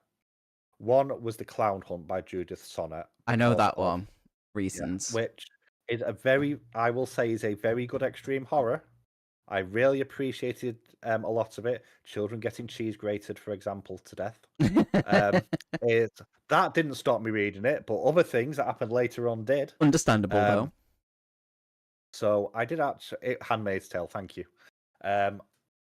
which it feels like it needs my full attention. I know Elmo said something similar as well Mm. because they're reading it. And they were in a similar sort of thing where they weren't giving it the full attention, felt like they needed to. Mm. And then what's the other one? It's a Shirley Jackson one. It's not the really well known one. What the hell is it called? Can't remember what it's called, but I got about halfway through that, and I ended up. It's one of those that I'm going to keep going back to and picking at. I've just not felt the need to go back. Oh, for the Ritual, I think it was by Neville. Yeah. Because that made me feel, and it was meant nothing wrong with the book. It made me feel really uncomfortable and uneasy, which it was aiming to do. And it wasn't doing anything particularly bad. It just hit certain things that I didn't like. Understandable. Like, Darkstar said, I've been reading more fantasy, but I'm longing for a book to straight up horrify me. And I'm in the same boat. It's not the fact that I want it to be gruesome and stuff, that I want it to make me scared. Like, I want a book to be like, wow, this is absolutely terrifying. And it's like proper, like, played on like my imagination, stuff like that. I don't want a book to be like, here's the gore and stuff like that. No, I want it to be like psychologically like, wow, this is fucked, or this is really scary, what's being described, what I'm reading right now. Yeah. Scary is the wrong word, but I read an arc, I don't know if it's out yet, called Bloodstains by Gaslight. I got an arc of it through Book Sirens. Yeah. And it almost sounds like a Victorian horror. It isn't, because gaslight refers to gaslighting. Oh, okay. But it's a vampire story. But what kind of vampire is it? Not romance. What? So the basic idea of this is you've got like two childhood sweethearts. One's about to finish whatever the age is. I think it's 18 they leave school in the US, if I remember correctly. So one's going through their exams, then planning on moving away to whatever. And they have a boyfriend who is abusive. Right. Or abusive might be stretching it, but it's a very toxic relationship because he's quite controlling. So it depends on where you draw that line. I would say it was abusive. Yeah. So, and she's begun to develop feelings for someone else. She's tried to flirt with him before, and he's a bit of a horrible person. And he's had a bit of a. You can see the reasons why, and it does a good job of making this character almost feel not redeemable. That's the wrong word. You can sympathize with where they've come from, but it doesn't excuse their behavior. But they have a car crash one day going home because basically they're drunk and they're in a pissed off mood because girlfriend not answering the calls, and someone walks in the road and they just mow them down. That person's a vampire. Oh. But the vampire doesn't want to be a vampire. Okay. So saves his life. But then obviously to do that, you have to turn them, right? Yeah. So you then have this horrific gaslighting individual who then has vampire's appetite. The more it goes back to what I call the more primeval idea of the vampire being predator-prey situation. And it does a really, really good job of this really uneasy narrative throughout. It's quite gruesome in parts. It's not scary, but you've got this character who is meant to be irredeemable, and they're just so they don't realize how irredeemable they are because they're so besotted with their girlfriend who they have been gaslighting. And obviously, if you've got superhuman strength and you squeeze the wrist too hard, you ain't just going to be leaving bruises. No. You know what it is, though? Sorry, go on. And then you have this whole thing as she realizes what's going on, and she's trying to get away, but can't quite. And then her family are not great. It's only short. It's about 200 pages. Okay. It's really well done. I'm going to be looking at more books, but I think it's by someone called Red Largo, if I remember correctly, which is a interesting author name. Got to be a pen name. You know what it is? I think I'm traumatized from reading vampire books because of the book Thirsty. Like, that ruined... Should we talk about traumatized books? Yeah, I'll go for it. So, what video have you been working on recently now? The Crimson House? Yes. Now, you told me about this about a year ago. It wasn't Yeah, because then I didn't... It was a long time ago. Yeah, and you told me, and then told me one thing specifically, expected me to forget, and then I brought it up on a live stream about 6 weeks later. Yeah. And you're finally doing a video on it. I am. Yes. When's that going up? Because I want to see it. Tomorrow. That's tomorrow. I'm basically doing all the stuff with it for tomorrow to go up tomorrow. Happy day. It's going to be a very ranty video. Filled with hate and foul language with warnings going up first.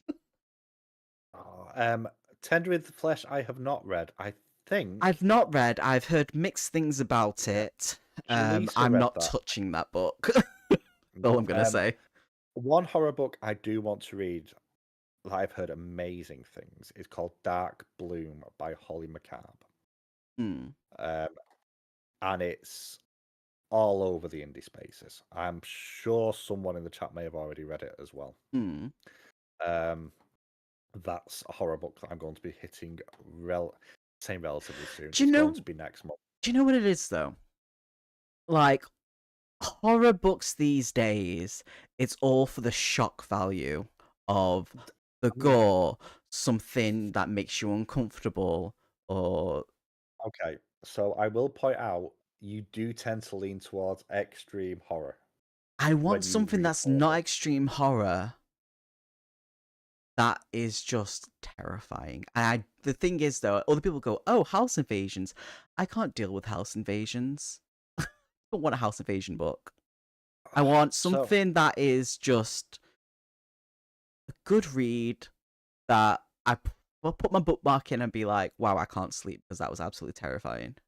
I never get like that with a book. For whatever reason. I have a whole host of horror books on here. I'll read that eventually. That's Heads Will Roll. That's one that you've read. Yes, I need to get that back from Janine. She's had it for like 2 months. Won't give me back. Maybe you should go and read Changeling. Not Changeling. The AM Shine one. The Watchers. The Watchers. Yeah. Stay in the Light. That might not be a terrible call. See, some of these you won't have seen. You could read some Richard Lehman, but I won't advise it. Although tell Kat you're reading Richard Lehman. No, because I've seen her videos about him. She went off on one. Yeah, I mean, we are meant to be reading The Rats. That's not Richard Lehman. That's James Herbert. Yeah, we are meant to be reading that at some point. That's fine. I'll read that. I've got the book on the shelf. That's British Grindhouse though. Horror. British nasties. But I've got loads of horror books that I've not read yet that I've picked up. Loads. Many. Yeah. And some that I suspect might be horror as well, but I'm not sure. Born of Bloodshed? That doesn't sound like it's going to be anything other than horror, does it? He's messaging me now. That's the weather report. I don't care about the weather report. But yeah. Yeah. Yeah. A horror book that scares me. I can't think of any that did. The only one that made me go, wow, that gave me chills was What Moves the Dead. In fact, you need to read Camp Damascus because you've not read it yet. I do need to read Camp Damascus, yeah. But you have that on your shelf. I do have that on my shelf. Depends how you deal with religious trauma. And conversion therapy. But it's but it does a surprisingly good job at being light-hearted. It's Chuck Tingle, so of course it does. It is Chuck Tingle. So, and it's not as good as the follow-up book, so. Kingfisher's going to Norcon. Nice. That is awesome. Nettle and Bone. It's a bit more of, it's not really a horror, but some people it's classed as horror, so more fairy tale horror. I think you'd enjoy that a fair bit. To be fair. Depends on the kind of fairy tales, though. Dark fairy tale. Okay, let me spin it. Because you were reading a book by T. Kingfisher, and I didn't like the way that some of the characters were described. Because I was like, no. That may have been House of Bones. It might have been that one, yeah. Which read like a rom-com until the very end. A lot of the way through with some horror elements. Which comfy horror. So, how can I sell this idea? Fairy godmothers. But the fairy godmothers don't give blessings. That's not what their power is. They give curses. Mm-hmm. That is The Maleficent. Kind of, but every fairy godmother's the same. Okay. So everything comes with a cost. Okay. And you have... Is it an undead? You have a demon chicken. Okay. That's owned by an old woman. And it is literally a demon in a chicken. Yeah.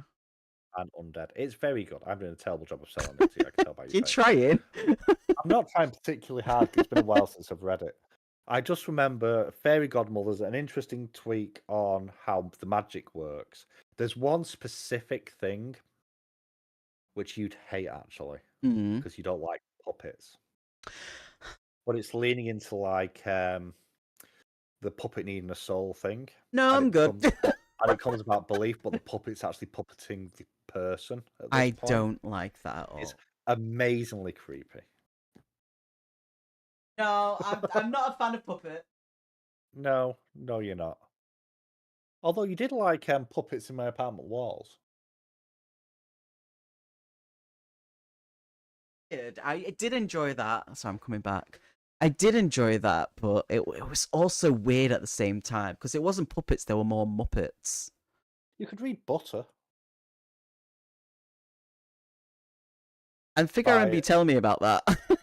Asako Yuzuki. It's Waterstone's Book of the Year last year. No.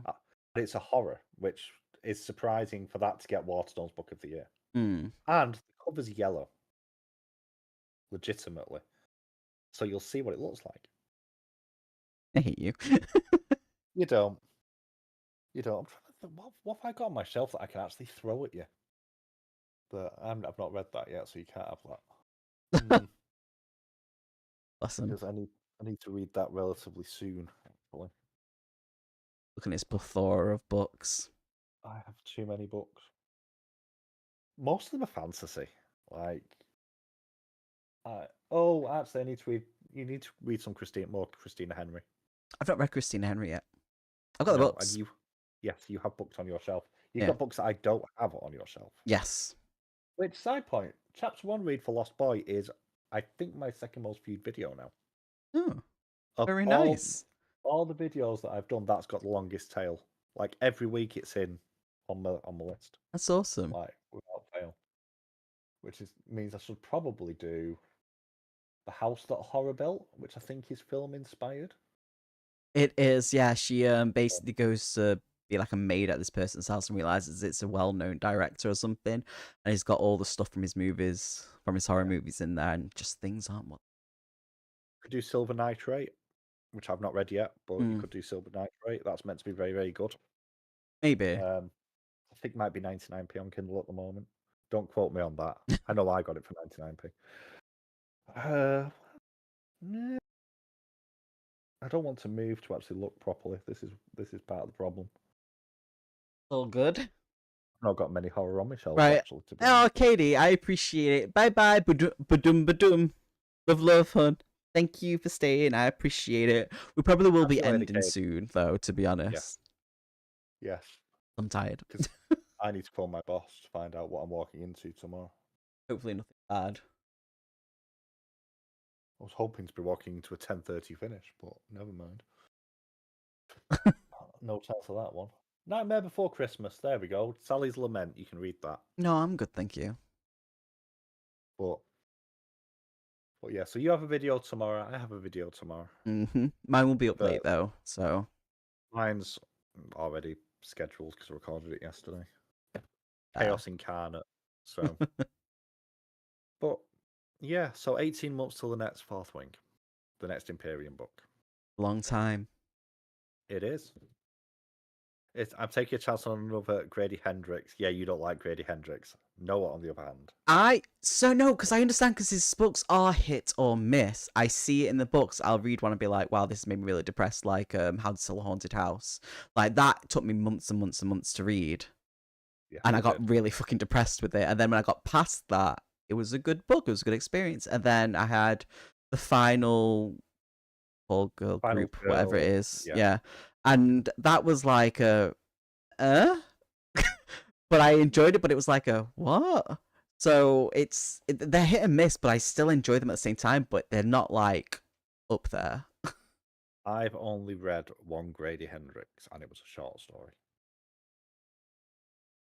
I'm pretty sure I've got some on my list. I'm assuming Witchy's reading the one about what's the Witches one called? You really did hate. Yeah, and I can understand why Witchy, because I've got the book on my shelf, and even now it was like it started off okay, and I was like, okay, this is a good start, and then it continued on, and I was like, I'm kind of losing it now. And then to the end, I was just like, You did. I don't think I've ever known anyone reading a book for so long and make so little progress, because it was just like, all the way through from what I remember. Not fun. Yeah, not good. Fun. But I've realised I've got more books coming this month. How many more books? I forgot about. It might be 3. I don't know. I've got one coming at the end of the month, but that's been gifted to me, so that's fine. That's good. I think Rex Burke's next one might land through my door before the end of the month as well. And then I have the follow-up to a short story that I read last year by Timothy Wolfe. So it was the first one was The Whisper That Replaced God, which I really liked. It was like 130 pages-ish. And the follow-up to that is coming out, which is called Silence Almighty. So that looks interesting. And then We Are Villains, which I forgot was out. Yes, We Are Villains. Yeah. Yes. So, not the one you're thinking of. Oh, okay, fair. There's a lot of books. Maybe that's what this shtick's gonna be this year. We are villains trope. No, we're past. We are past that. It's been gone through that one. Yeah. After I read after I got past the first half of the book, Luna, for How to Sell a Haunted House, it went well. But if you're looking for a good haunted house book, that was actually really good. The September House is really good horror book with the haunted house. It's so good. It's very well written. I enjoyed that one. I breezed through that. I will read Hendrix this year. But which Maybe one? That's something for July. I don't know. I'm gonna tell you now. Not the girl group one. No, I'd need to have a look, but I am definitely going to read one this year. That could be a July thing. I literally Darkstar. I read the book within a day or two. It was so good. And then he went back to Akatar. I did. I did. And I've nearly finished the 3rd book. One's a horror and one's horrific. In your eyes. Yeah, and on my shelf apparently. So that can be your Don't Judge July guitar books. No, I've got Feybound to read first. I've not read Feybound yet. You should read that first. You'd like the magic system in it. I'm telling you that now. It's so different from what the little bits of fantasy that I have read. It was so different. I loved it. And I need to start my Sanderson journey and read book 2 of Wheel of Time, which I've not started yet. Everyone is behind on that at this point. So, yeah, I should probably do a TBR. Which he actually has a point. I didn't even clock that he writes from a woman's point of view. And I didn't clock that at all. I think it's more that he's doing a bad job of it. It's a thing. Yeah. Yeah, it is. No.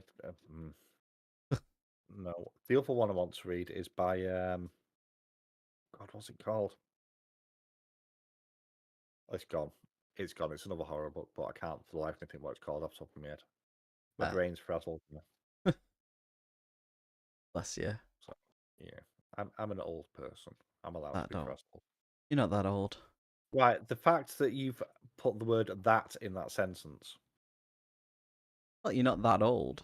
You're not that old. You're not that old. You're old, but you're not that old.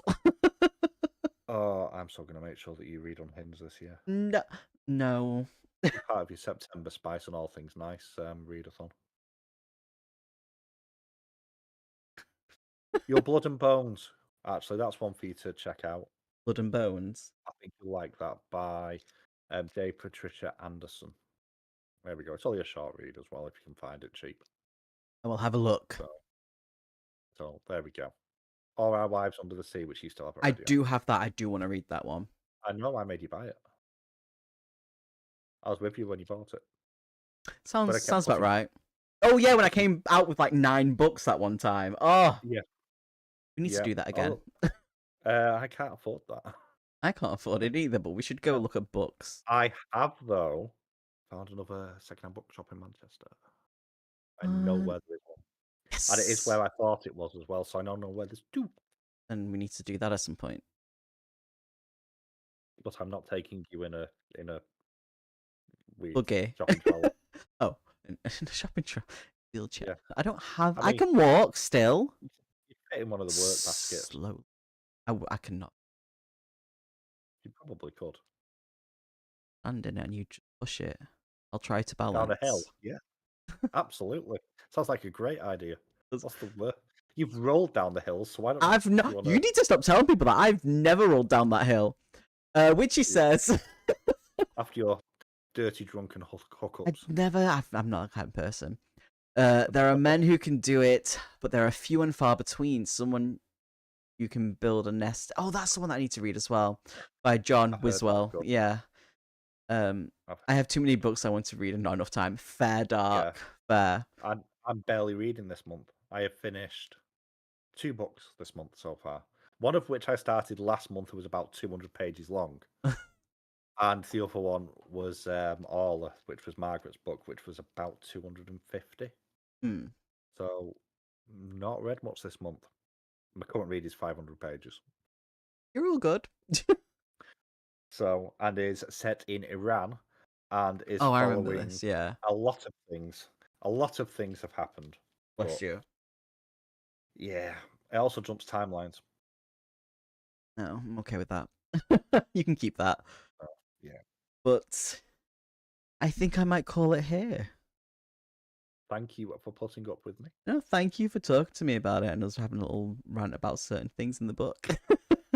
It's all right. If I can't remember most of the book at this point. It's been how many months since you've read it? I listened to it as it came out. So. Oh yeah, and then it took me. My book was late. Shocking. Yeah. Yeah. Again, that familiar thing of it's like, what do you mean you've got your book before release day? I don't know. What do you mean yours is delayed? That always switches between us two. Which, on a side point, a book that I bought when it was at the Trafford Centre on Friday is not meant to be out yet. Waterstones have done it again. Yeah. Oh, Bless Cat's just arrived. Oh no. Run away! Run away! We're just finishing up, Cat. But how you doing? You alright? Did you manage to fake working enough to not get caught? That is the important question. But yeah, we are going to go now because I need to phone my boss. Yeah, and I'm gonna touch things with my hand. They probably can get in trouble for it. You tend to see they don't do it with the big authors. No. They did do it with T. Kingfisher though. I got that book like a good week or 2 early. So it's different when you pre-order it. There is a little thing to do with pre-orders to do with when fulfillment happens. But for it to be on a shelf, it's not who's it? It's a Simon & Schuster book as well, so it's not a small publisher. Oh, okay. But it's not due out till tomorrow, I don't think. How long have you had that possibly out? Thursday. I got it on Friday. Oh wow, okay, yeah, wow. So, but it's a smaller.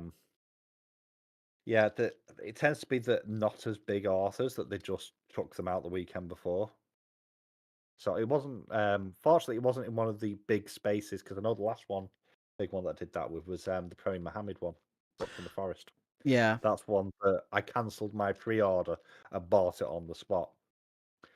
Sort of thing. So stupid, isn't it? Quite a few things. The Cursebound was another. Cursebound was on the shelf early. Ugh. Ugh. So Eh. with its sprayed edges, they've all gone now. Man. As long as That I is the can sound. still get a hardback, I'm fine. Oh, there's loads of hardbacks. That's good. I can put next to my first hardback. Yeah. Off work, extra short due to no lunch. Now for Oh 1.5 hour wait for my ride. Oh. no. Yeah. He is a pretty book cover whore. He really Not is. that bad. Yeah. How many pretty covers do you have? I'm gonna come around at some point. I'm gonna count them and take pictures and be like, "Here's all the pretty covers," because he is a book whore. My shelf is still not in proper alphabetical order. I did one drop and then stopped. I then forgot about it. So I think I'm about there. Have I done that shelf? I might have done that shelf. I'm there. I like how you pointed, but the other people can't see it because I've cropped. Ah, fair enough. I can see it on the other screen. Yeah. His arm went all the way across. Like you one drop out of 4. You know, they're P's with P. What more do you want? So much. If you ignore the piles that I've got next to me and on the other side of the room. How dare? How dare? Well, I'm not splitting all my D&D books up. No. Like my novels. Not my D&D source books, my actual novels. Because... No, they have to be together because it's D&D. That's a whole different thing. Yeah. Yeah, we did talk about ending the stream at 3 minutes past 6 or something, but never mind. It's been an hour since. Yeah. No, it hasn't been that long. It was about half an hour ago or something like that, but we started talking about everything and everything else. But we are going to end it here. Thank you so much for joining us, having a talk with us. We appreciate it. And it's nice to be back. And Ben, thank you for coming and talk with me about this. It's all good. Thank you for joining us and putting up with our waffling. So much waffles. I will have a look at your message in a minute, Darkstar. I just need to phone my boss back. The joys. Right. Yeah. Let's do this. Thank you once again. You're all amazing and awesome. And I'll see you all soon. See you later. Bye. Bye-bye. Cheers again.